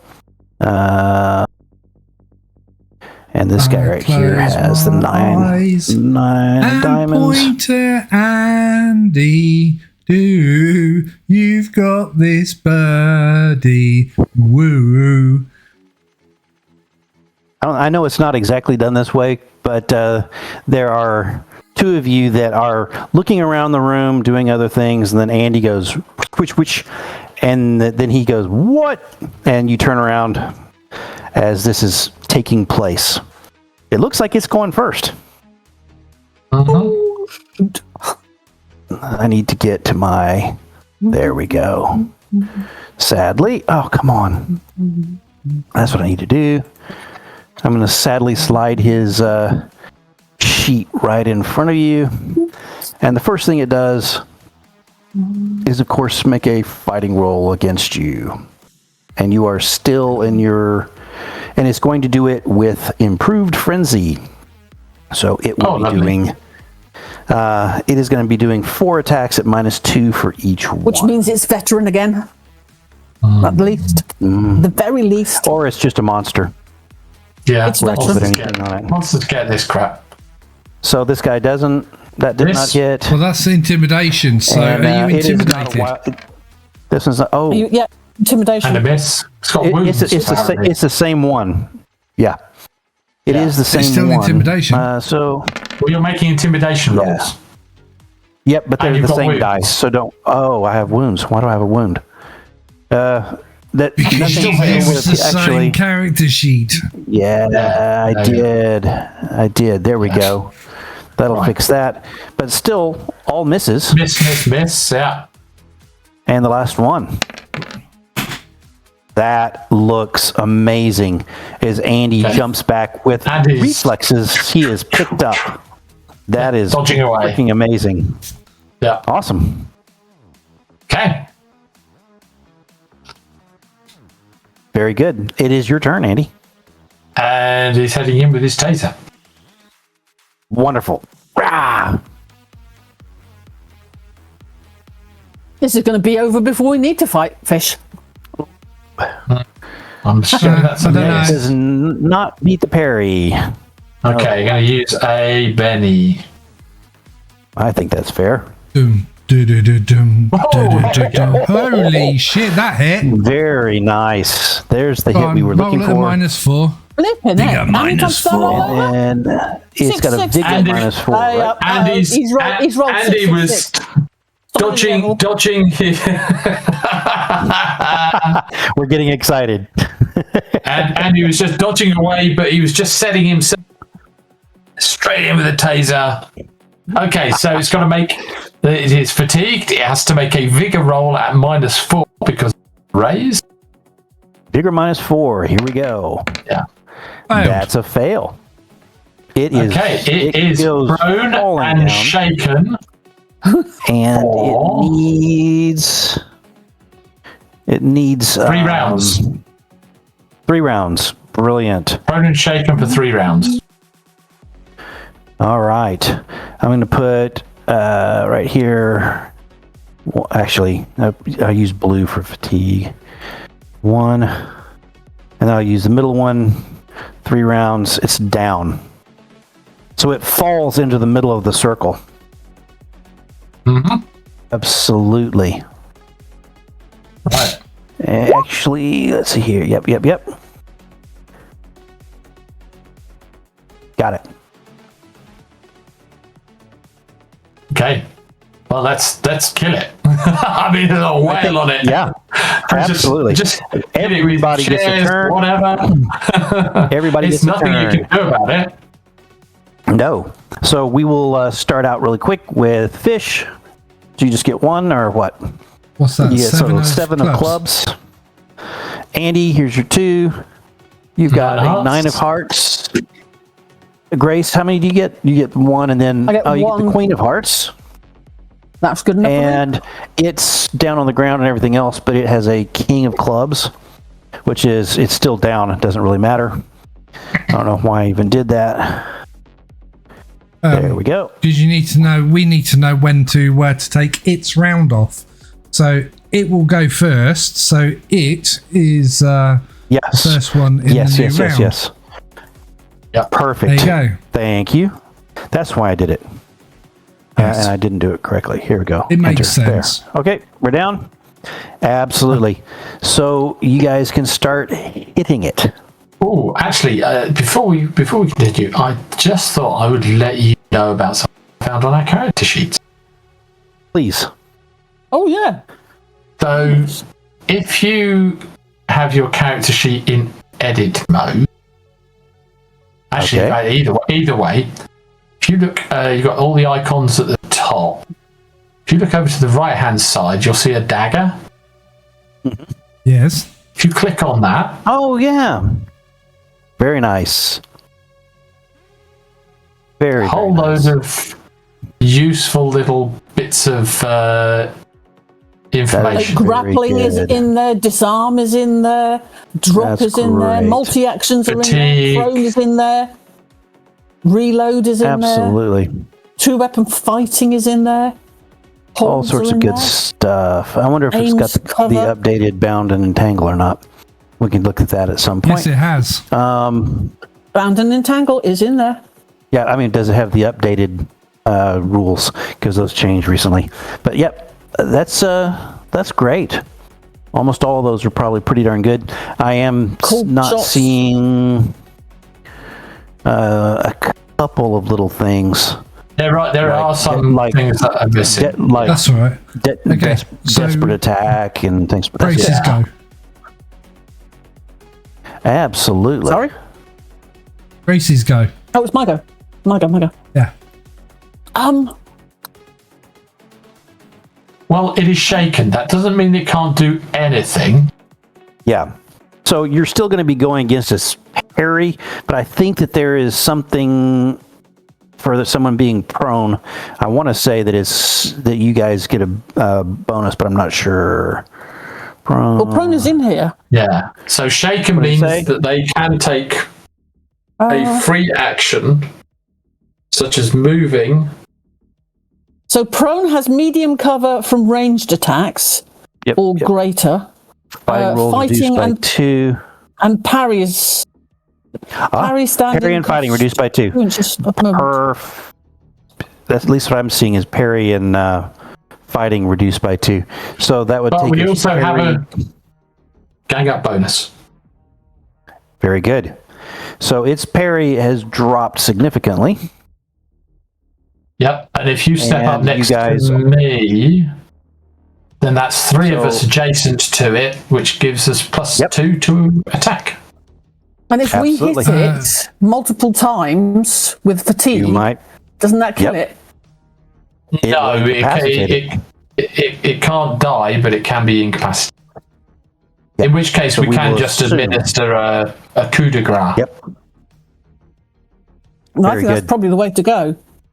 So, Yeah. in which case, I will Bearing in mind, pull my taser.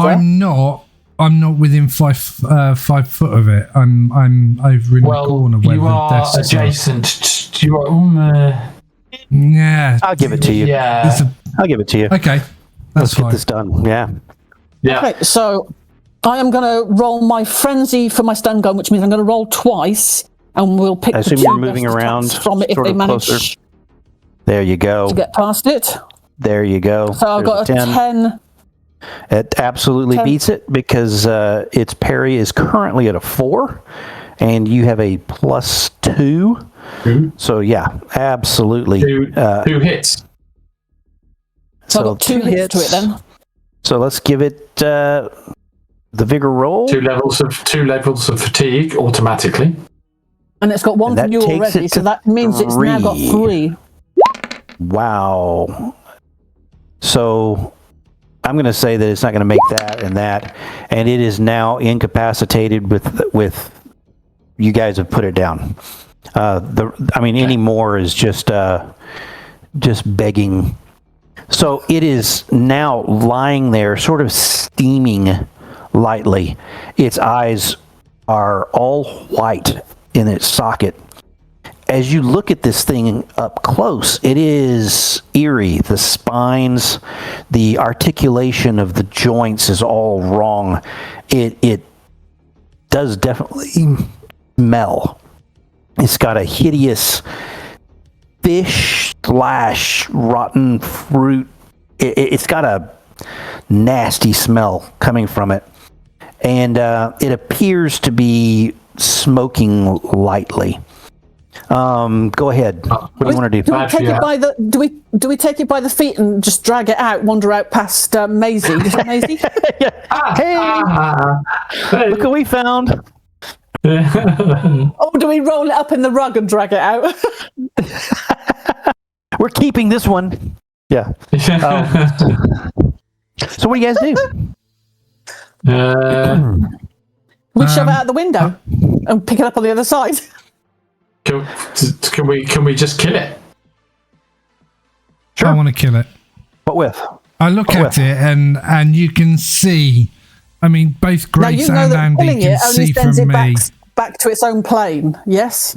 Yeah, exactly. I mean, it's not dead permanently. But the chances of getting the same thing back, but it looks exactly the same as the one that tormented me sexually. So I've got a bit of a bone to pick with her. So to speak. Okay. But Andy goes before I do, so. No, I'm willing to. I know that Fish is got a history, and that he's going to want to deal with this. So I'm going to hand it over to Fish. Okay, We're out of turn order, so go ahead.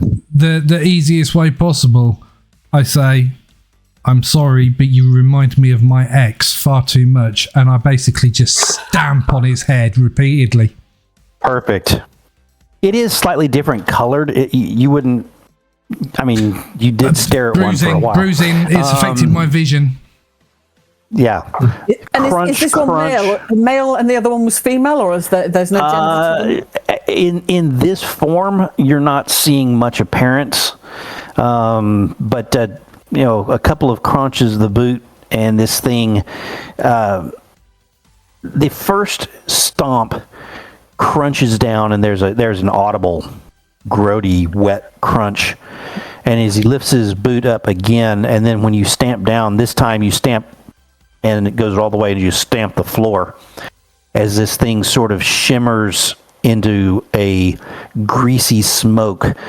Andy, you see that this smoke swirls and then goes out through a very thin crack in the air that is probably 6 inches off the floor, suspended in the air, and only visible from roughly the angle that you're looking at it. You can see Charles sort of behind it. Yeah, there is definitely a tear left here. The type of thing that how the others first met Margaret was closing those type of things. Mm-hmm. So the tear is a permanent thing? It needs to be closed by ritual. Ah, bollocks. Okay. Now, it is small. Maybe something's not going to find it anytime in the very near future. But then again... Right. Does Andy mention this? I don't know. Yeah, Andy will tell you. So there's a... Okay. Damn it, there's a tear here. A tear. Dimensional tear. Is that similar to how we first met Margaret? Yes. Yeah. That was a tear, wasn't it? And that thing came through and sliced me open. I'm getting used to being sliced open. Okay. So anything can come through. We really need to close that tear.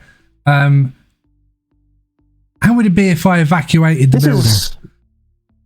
I'll load up some much smaller. Some crap on the server so everything stops working. Well, this is much smaller than the one on the basketball court that was floating there in the air. It was sort of a shimmering forearm length of light. Do I have a ritual to close a tear? Don't know. It's basically banished. It's a banishment. I mean, what would that be? Oh, banishment. I think I've got banishment. I wouldn't doubt it. But you probably won't have the ingredients. Banish. Kitten's tooth. 6 ounces of holy water and a piece of scrimshaw. Yeah. Okay. I think with an occult roll, I'll say that you've got all of those, I think. I think we have been... We got the scrimshaw. Getting it all together, so... We got the china. Yeah. Oh, you lucky so-and-so. You are... My God, Andy's on fire. I just happen to have them with me. You roll like this against the vampires? Not that... I mean, you don't have it with you, but you guys have it all. You've got the scrimshaw, you've got the other... Well, not even with 2 raises. Well, with 2 raises, I'll say that within 30-ish minutes, people sent to get the stuff can bring it back to you. Instead of like an hour, you have to drive across town and sneak into the bookstore and go upstairs. And I think that just phone you guys, Margaret. you got Scrimshaw is probably in your room. Fast. Yeah. Oh, why don't we just go and get it? Okay, all of you? Just checking. I'm going to go into the server room if that's at all possible. Okay. Keep an eye on this place. As you guys, see if the girl comes back. Take 2 seconds to make your plan. Okay. Put the rug back in place. Okay. Over the dead body. You know, I mean, if just mound it over the top of it. He's gone. Oh, that would have been fun if you'd come back and there was this mound in the middle of the floor. Okay, you guys are doing your quick plan. It'll take you about 20, 30 minutes to... I think Andy's going to give Margaret a quick call and ask her to fetch it. I bet you anything you like, Margaret has even got some of the stuff. Because she can help with the ritual as well. Yep. Yes. In fact, she'll be able to get all the stuff and get it here in trained occultist. 20, 25 minutes. Yep. Phone rings. She answers. You explain your plight. And she's on the way with the materials and will be there quite shortly. Okay. If you want to go fish, you're into that room. You can go into that room. You can start talking about the type of stuff I'm going to have a look at the. I'm going to have a look at the port that her computer is plugged into, and if there's 2 computers, then I'm going to look at both of the ports, and the server details which might be printed on the box that the LAN cable goes into, and then I'm going to go in the server room and find that server, and then I'm going to access it. I'm going to open the thing up, and I'm going to put a sniffer on the ports going to her computer, and basically what that sniffer will do is it will record everything that she does, and then what I'm going to do is I'm going to write a very basic script, which is every 30 minutes it sends to me on a dropper on like a cloud account all of the information, so I can look at it offline, well, online, but away from here. And then I'm going to find out what her username is and password, and then I'm going to clone her computer so I can get access, well, not clone the computer, but get access to her computer at any time. Yep. All right. I see your plan, and you are enacting it at this point. So what I'd like to do is, right before Margaret shows up, let's go ahead and take ourselves a 5-minute break, and then we will finish out the last hour. Cool. All right. Okay. Where's Margaret? Excellent. And with a creak of the door, and you hear Margaret say something across to the young lady who's sitting at the chair here. And she points just, well, you guys can't see, but there's, she goes, "Oh, okay, thank you." And you guys can hear her voice now. So I don't know if anyone wants to go out and get her, or she goes wandering by or whatever. Just open the door a crack, wave her in. Why is that door not opening? Is it? Oh, there it is. Okay, so she's in. What? So where is the tear? Where is it, Andy? Like a side. Close to it. Pull back the blanket, the carpet again. That. Pull the carpet back.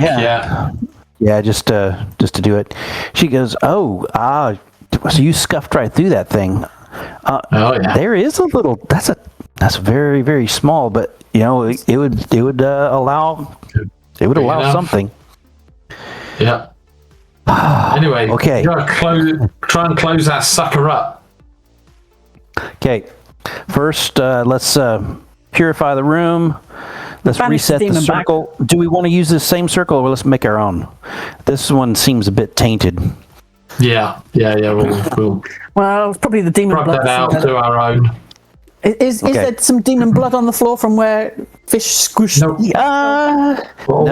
it ran away, leaving no traces. Now, turn the rug upside down and start using it to basically smear out the ritual circle. But I think so. Margaret says, "I think this is as good a time as any for you to lead. Why don't you go ahead and start with the?" She says, "If you can start with the base incantations, I can start scribing the circle if you'd like." And so she gets down. What do I need to say, Margaret? And then I grin at Andy. Oh, fish. You just be here. Okay. I sit on the sofa, put my legs up. What I would like, Andy, is give me a 2d6 roll. And I will tell you, you want to roll low for speed on how long this is going to take, because it's going to be, she says this Andy's not rolling low, though. Pretty foul. It's going to roll over. It's a dramatic task. Yeah, I'm just asking for my idea of the time. The number of turns to do the dramatic task are going to be the same. It's probably going to be a 5. I'm going to say a 5 turn, and you're going to need. I don't know. What do we think? Does it say anything on there, or should we just go ahead and make it? Let's see, 6 successes. So I'm going to basically take fish, and we're going to keep looking through Hannah's stuff and see if we can find this paperwork she had, the copies she's taken of this curse Okay. and stuff that she's been playing with. Okay. And I'll so, get did up you roll and, the and move 2d6? around. I didn't catch that, Pete. No, I've not seen it. If he's rolled it, 2d6, I've not seen it. no, sorry, not rolled it yet. All right. So it's going to be 50 minutes of prep.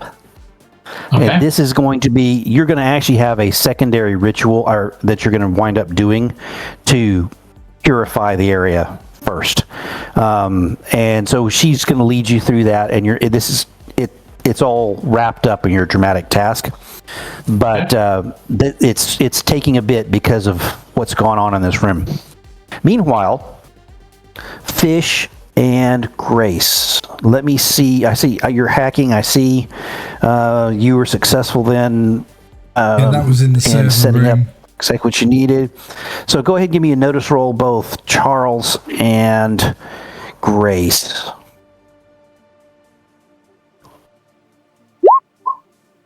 There's a success. I definitely think that certain young man is sucking all the luck. Roll. There's maybe not. real Oh, nice there's- success. Well, you both All right. succeeded. We did. So on the desk, you guys finally digging through, find a little bit of a false drawer. And there you go. There's the 3 pages of her that she had been using for this particular summoning. But with it are a number of manuals. And they appear to be electronic in nature. And this is where Charles's extra roll, high roll, comes in. As you notice that these are diagrams and things for microphones. And there's marginalia that she has inscribed around it. And you can read that she's saying how to protect the demon from electricity. And she's got a question mark. And then there's some scrawls below that you're unsure. They look like she's sort of either writing in code to herself, or perhaps her handwriting's really, really bad. It's not elsewhere. Or perhaps it's in a language you don't know.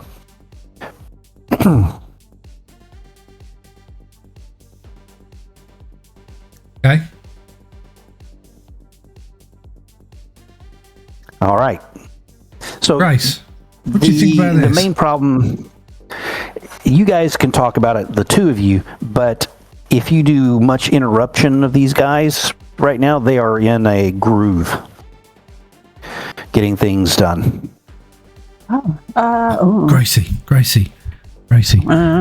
Don't the happy couple look absolutely divine working together? I think we should go out the door and leave them to it. I bet you they'll use the 2-seater sofa before we know it.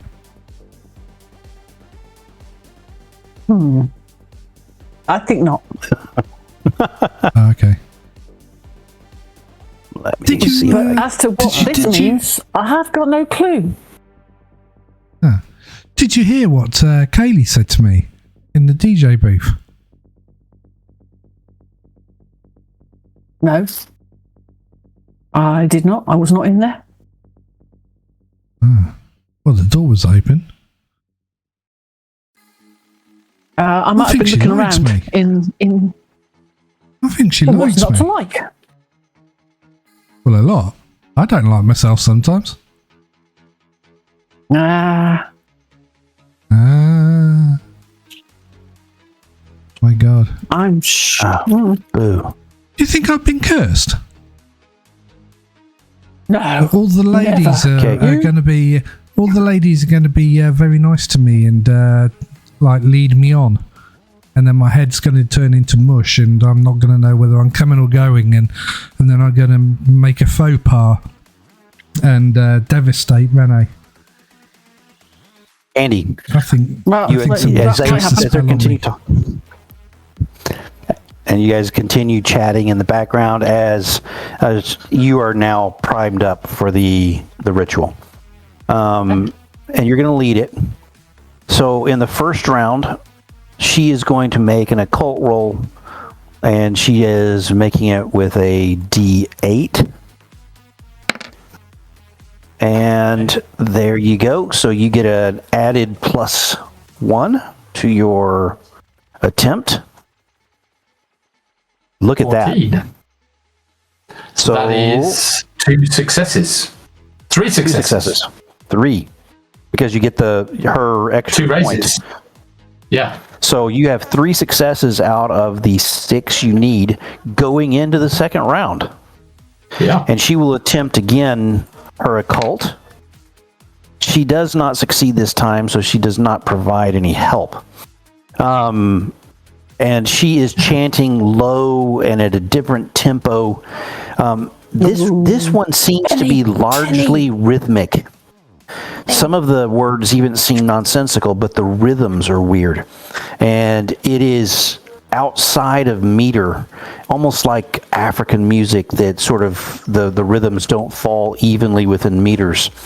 And so the two of you are pounding out the words in atonal sounds. Okay, there you go. Giant Benny has just walked into see the Benny comes in. Oh my God. The thing is, I drew it out, but I couldn't see it, so I thought, I need to. Giant Benny. Now I should be giving you cards each round, because if you get a club, things get complicated. But I'm not doing that because I think simple mistakes are good enough at this point. And this is not the focus of this. Okay, there's a success. Okay, so you have had 4 successes in 2 rounds. We move into the next one. 2 rounds. So as we move into the third round, she continues as well, but it's not providing you any extra help. There you go. 5 successes, 3 rounds. The two of you can see a light fog rising inside your circle that's bathing the entire thing, slightly silvery. Neither of you guys, Fish and Grace, they just are still making noises and waving their hands around. Okay, so we are up to 5. We only have one more. It was around about this time last time. Here we go. The claw creature came out. And then the noise, there's a crescendo that starts.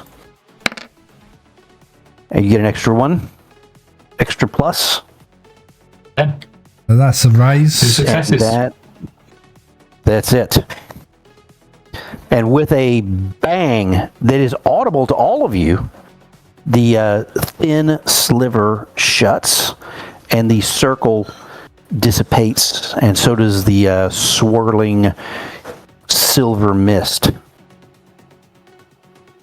Okay. Whew. Margaret says, that was harder than I thought. Well done. Wow. That. So Seth, thanks for the assist. No problem. I couldn't have done it without you.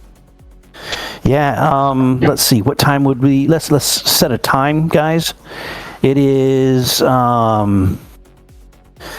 So you came in. We said about 50 minutes to organise it. We came in at 7:30. We rumbled around for about 20 minutes trying to find things. Yep. So it's just before 9. 8 o'clock that we. So I reckon it's probably about 9ish now, because we obviously had the actual ritual itself. The preparation of it 50 minutes, and then probably the ritual. So probably 9. Actually, Andy, give me just 1d6 for the length of the ritual, and each one is 10 minutes. There you go. Crazy. So right about 9. So quick. You guys, yeah, absolutely. You guys banged through that fairly rapidly. Both of you are covered in sweat, even though it's fairly cool in here. You feel sweating. A little lightheaded and hungry. You feel like when you were a kid and you went swimming, and that hunger at the end of it, where you're just like, oh man, I could eat a whole pizza. And Andy turns to Margaret. I said, fancy a pizza? I would love a pizza. Okay, let's go. They definitely done it. Brilliant. They did it in front of us. Awesome. My God. I'm whispering to Grace. Look, they're sweating. Margaret even said that Andy was hard. And now they're going for pizza. And everybody knows pizza's after sex food.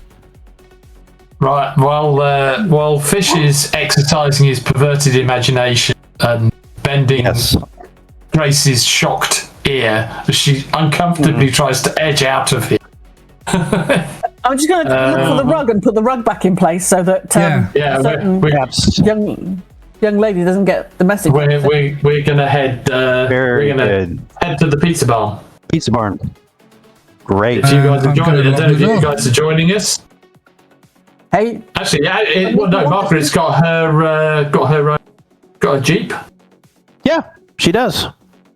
Yeah. She's got the Jeep. We'll see you guys later. Two of you guys jump. Brilliant. Yeah. Date night. So you had say bye to Maisie. Yeah, absolutely.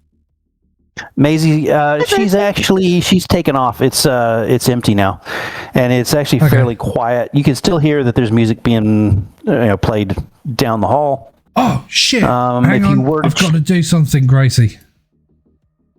I go back and I give Atif his microphone. Oh yeah. Oh, hey, thanks, man. And I drop it. Except he's not there. Yeah, sorry, he's not mate. there. You can leave it on the desk. I leave him a note saying sorry. I walked out with it, and I had to come all the way back from the pizza barn because I forgot. And magically, the words appear. I'm already at the pizza barn. I can tell you're lying to me. No, I'm just joking. I shit myself. Okay, so do you all wind up at the pizza barn? Is that the plan at this point? What do you reckon, those two Gracie? headed off. They're having a date night. I mean, yeah. Do we go what about the other two? instead? You two don't want to be for ages. I think we'll go to Mum's. Yeah, we'll go to Mum's. Yeah, we'll go to Mum's. We haven't been to Mum's for ages. Or do you pick up anybody else? You got to pick up Renee? Koa. You want to pick up Koa? I want to see how much bacon that man can eat. Oh, actually, is he Muslim? You want to let him know that you've dumped him in it and you've made out that he stumps you. He's responsible for your two black eyes. Nah, I was going to do something else because he's coming on a program soon to talk about ethnicity in the workplace. I mean, in the university from outsiders. So they're going to interview him. So yeah, I was going to see how many times he could plant the word fish in the conversation. Being Samoan. I was going to say, I think the last thing you want to do is have with about ethnicity, because then I think you will get mentioned quite a lot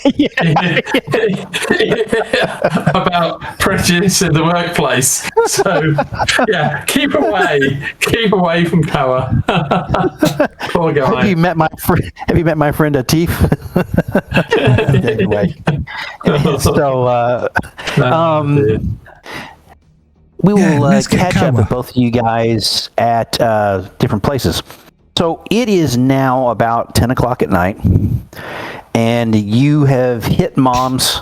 It's still open. It's a 24-hour joint, and the pizza barn has another full hour. They take last order at 11, and so it'll be open until about midnight. They're used to students, so you guys can definitely order pizza piece or a pizza. You're both starving. You both without shame. Yeah, half a 12-inch each. Absolutely, and so you guys start. It gets to the table, and really, there's just this quiet munching for a while. It's just like got to. And then after you've had several pieces, she around a piece, she's like, "This happens sometimes." Just drains you. Meanwhile, Fish, every time. Are you curious at all what happens at 10 o'clock? Oh, I'm listening in. Yeah, I'm listening in. Okay. Absolutely. Well, somebody. Wes Goodwin comes onto the radio. Hey, welcome everybody. And he sounds sort of timid, and he sounds as nerdly as you remember him when you met him the one time. Hey, and just so you know, we're gonna play some tunes tonight, and then we're gonna ask some questions, and people have some ideas, and I'm gonna sort of help them out. And you're like, it's definitely that sort of lame-o sound that you were hearing from him. But as you guys get your not midnight, but your late evening all-you-can-eat breakfast brought out with pancakes and everything else, and all the bacon and maple syrup and all those things that you guys love, his voice definitely changes. Just so you know, tonight we're going to be answering some questions, some serious relationship questions. It's going to be a night to remember. He sounds like Koa. He says, here we go.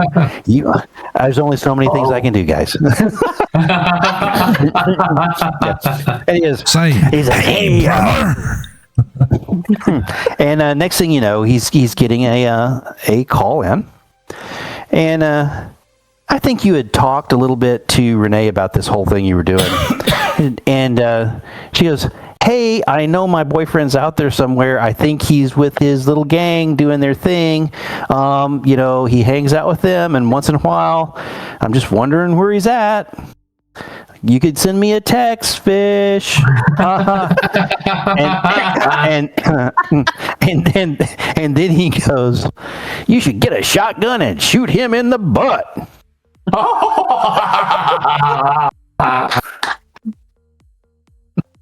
Looking forward to that. Gracie watching Fish's face. He's got. Okay. Do you have an earpiece in? And you're listening to this on your phone? No, it's on the laptop, and Gracie can hear it. In actual fact, the whole of Mums can more than likely hear it. Fish starts texting. I hope. I can hear you. I hope we got that fucking thing sorted. A text, Renee, come anywhere near me with a shotgun that's loaded. My ass has seen too much damage over the last 12 months. Gertrude comes over. Boy, is that your girl talking about you? Yes, Auntie. It's my girl. She loves me, really. Oh, that's going to be some... Well, she won't take that to heart. Don't you worry. And she but her father might. Off. And he's got ways of making bodies disappear. Do you want to text her? You just sort of space that little text that you probably would have normally given.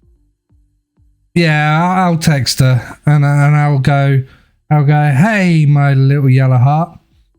I thought I told you what we was doing.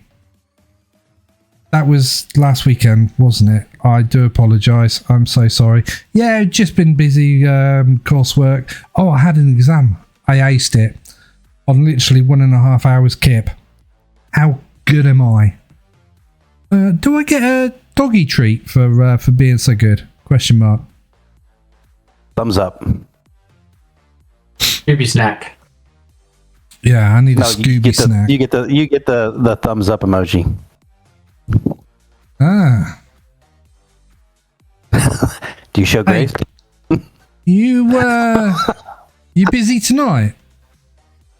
Grace and I are at Mum's. Grace can drive me back, and then we could go for a nightcap. Exclamation mark. Pineapple. Sounds good. Send. Okay. So, what we're going to do is come to a close here, where we have an interesting conundrum. I think we solved a portion of the problem, but the overall problem has yet to be finalized. it does look like a complication that I had really hoped would happen has happened because I forced it to happen because it was dramatic and I like it. And but that will lead us off next time as Fish meets Renee for a banging good time, and we'll see.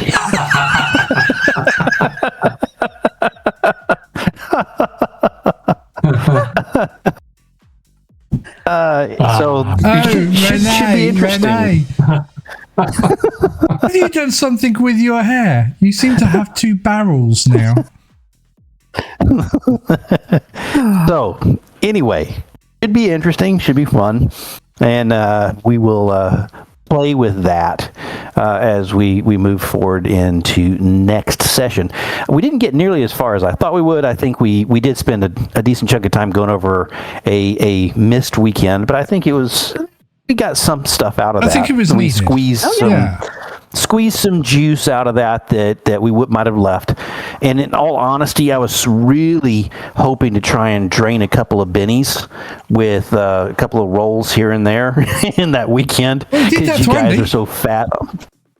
So fat on bennies. I was like, yeah, I can maybe Grace will fail her athletics roll. Maybe, I might get lucky and drain one or two. One of the things I did want to talk to you guys about that I read in the Savage Worlds horror companion that I really like and that I want to lean into because it's another chance for me to give you guys bennies because you do it all the time and you're not getting rewarded for it. So according to their rules, if you are playing into horror tropes, you go into the cave as a bunch of kids, without calling the cops. You play into a horror trope. You should get a Benny because you're actively giving over some stuff to the GM to let them make it scarier, harder, whatever. So I like that. Andy tonight, he went off on his own. Yes, he did. That's a classic horror trope. Exactly. So those. Now, when did you go off on your own? Keeping your brains. When you were talking in the studio. Yeah. He trundled off on his own to go and investigate Hannah McCoy's. I went and spoke to Kaylee on my own. In all honesty, when you scuffed out the line, yeah. I should have given you a Benny right then, because that was really cool, and it played into the whole story. So there's some of those that I want to start capturing, but I'll need your help doing it because I'm not in practice of doing that. But I think that, sadly, retrospectively on that one, that was obviously a cool move. I hadn't planned that at all. What I had done is I've set up the map for a couple of things that could go on, and one of them was that you go and confront Hannah in her office. Mm-hmm. Well, you didn't go when she's there. You honestly left when she was sort of last seen over at the AG library. You didn't go in when the what's his name? Broadcast. Wes. Yeah. Wes Goodwin was doing his stuff, and so that sort of went away. And so I was like, okay, I got a thing to play with here, and what am I going to do? And so I like the idea of, I had it sort of set up where you could confront her and then you get into that sort of fight, or you go the other direction and you get into some other things, but you might get into the double fight. But I like the idea that you investigated, found it, and it got you in that situation, and then we did the stuff. I thought it was really, really cool. At least I liked it. I will say you've got a hint on your quarterback, and then the last thing I'm going to give you before you guys head off. Actually, there's a couple of things because we do have a little bit of time, so don't shut us off yet, Rob. One, you've been seeing these going up around town. Creepy clowns. Yeah. I think the dean gets a Benny for horror tropes, doesn't he? Yeah. I thought that was pretty cool. So we've got the Autumn Harvest Carnival that is coming in and is going to set up at the edge of town, which will be interesting. I mean, there's still the regular fall harvest stuff where you've got the corn maze and the other stuff that's the other side of, outside of town that you guys can go to. This says the last 3 weekends of October. Well, that would already be up and going. Yeah. So we've moved into one of those last 3 weekends because of how we've moved. So anyway, it's supposed to be the last 3 weekends, but it's going to be the last 3 weekends, and you guys just haven't gone to the first one. But you'll hear about that next time. We've got Andy with delicious carnival food, so... Exactly. I do think that there's a couple of other little pieces I wanted to throw out there. I want to say that... oh, good grief. What was I going to talk about? Sarah. Slenderman? Oh, Sarah. Jenkins lets you know that she got pulled in by... she was walking near the parking lot and was approached by 2 folks who identified themselves as Special Agents Andrew Peters and Kelly Owens, and they asked her quite a few questions about not only herself but you guys. They self-identified as FBI agents, and they asked her several questions about a Detective Alvarez. The questions being the relationship, was he doing anything inappropriate with the kids, blah, blah, blah.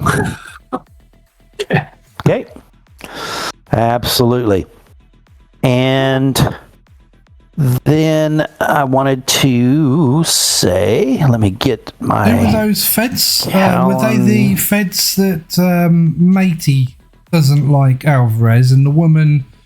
is a Hocus Pocus person? Yeah. Yeah, right, okay. Mulder and Scully, yeah. So we can kind of sort them out by going to the military men, going, tell them back off Alvarez. I've already done it once, so we can maybe do it a second time. Completely different chain of command, though. Yep. Well, like I said, it happened the first time.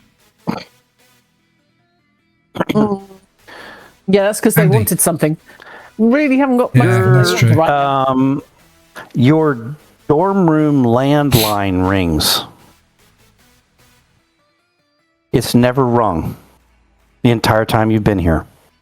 That's because it's not plugged in, but it rings nonetheless. Do I get a penny? I've done a horror trope there. Did you see what I did? Yeah, I love it. I didn't even know there was a landline.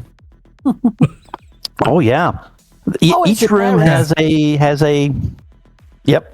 phone. For the millennials out there, a landline is something that we had before mobile phones. Tase it. Exactly. It's a demon. So we've arrived anyway. It's a demon. It's a demon. It's possessed. Okay, go on then. All right. Sorry. Oh, you're going to pick up. Okay. Yeah. Hello, Pinebox 439. Andy? And it's an English accent, which I, of course, can't do. Otherwise, I would be doing it all the time. Is it a voice I recognize? Oh, it's your dad. What's his name again? Mr. Good question. Cummings. Yep. Don't think we have a name. No, you may not. Let's see. Okay, let's set in canon. go. Come on. I asked you for them, but you never gave me any. I'm sorry. Is that a subtle "I told you so"? I've never seen that done before.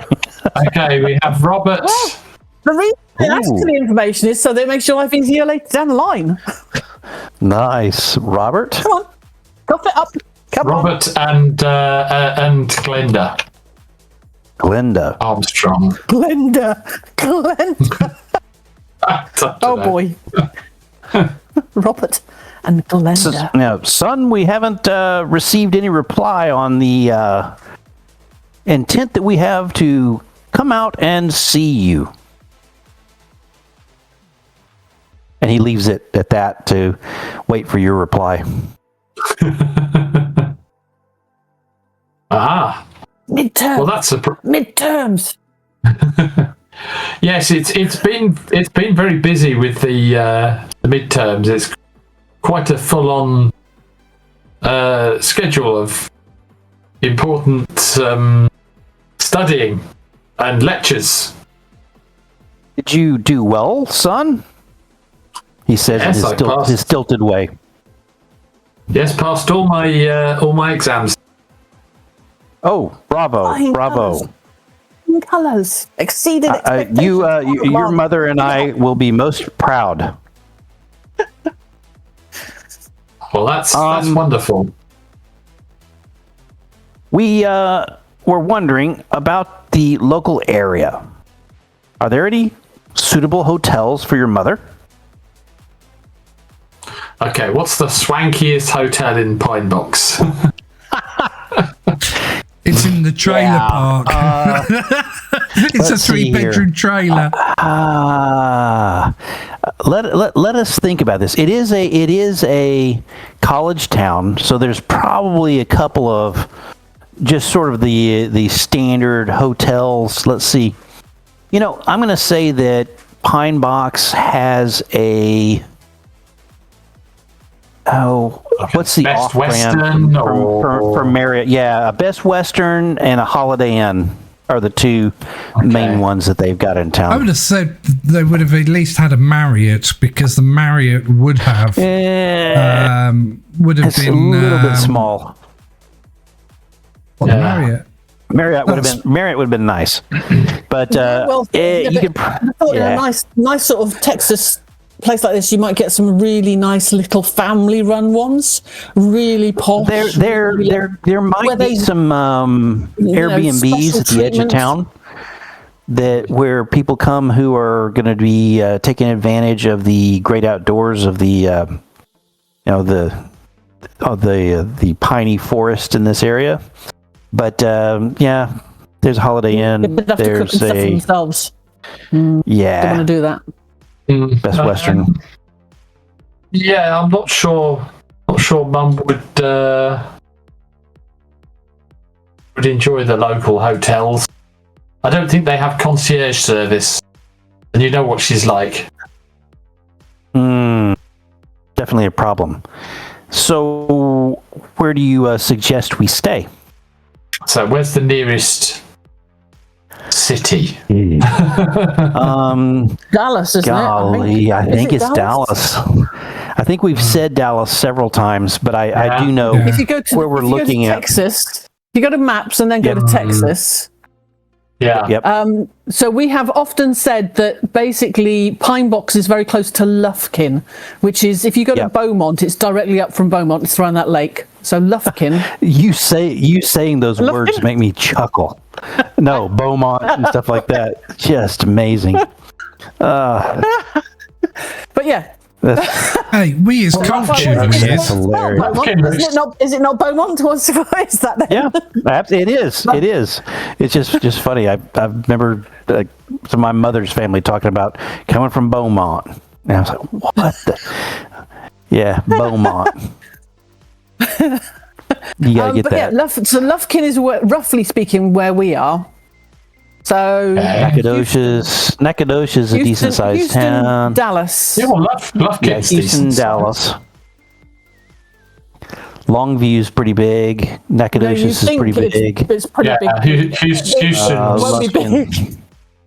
Yeah, Houston's massive. Houston will definitely have what you want, and Dallas will definitely have what you want. Both of those have got an airport as well. Yeah, and both are a couple hours away. So that's handy. Close enough to smell them, far enough away not to be able to see them. Hang on, let's go. Doing a little quick look-see. So yeah, couple of hours up the interstate. Oh. Pasadena. Couple of hours. Well, if you think it's best for your mother, and you do know her sensibilities, if we need to stay in a big town, that's fine by me. Look, son, we've needed to make a decision or two, so we're going to go ahead and let you know that we will be here the first week of November with the option to extend. So the 2nd through the 6th are the days I'm taking off from the bank. Actually, you tell me what his job is. That I'm taking off to do what we want to do. And you know, the weekends before and after will be there as well.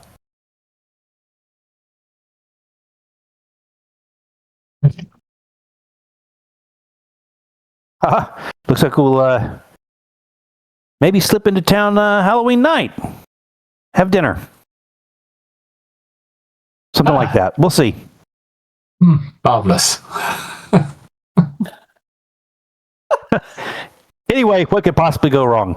I will... Well, Halloween is not full moon. I mean, the full moon is actually the week, roughly speaking, about week before. Yeah. Yes. Yeah. It's on the Monday, the 27th. It's still Halloween. It is still. It's yes. horror trade. Halloween, Things do go bump it in the dark. Do I get another Benny for next week? They have strong pulls. Yeah. There'll be lots of bennies. Bennies will rain from the sky. Okay. Anyway, with that, we have established the time period that Andy's parents will be here. We've established that the FBI is still poking around. There's still a problem for Alvarez. And those were two little pieces I wanted to throw in at the end there. We established some other things. We got frat row. We also got several students who are part of the student radio, and we also got a buddy of Fish's, Atif, who is in the robotics club and is a mathematics major. And we got all sorts of information about the curse that's going on at the radio station, and solved a little bit of the problem, but have some problem left to go. All right. I thought it was a good night. Rob, let's kill it, and we'll come back the next time. One barrel or two. Good night, all. Good night.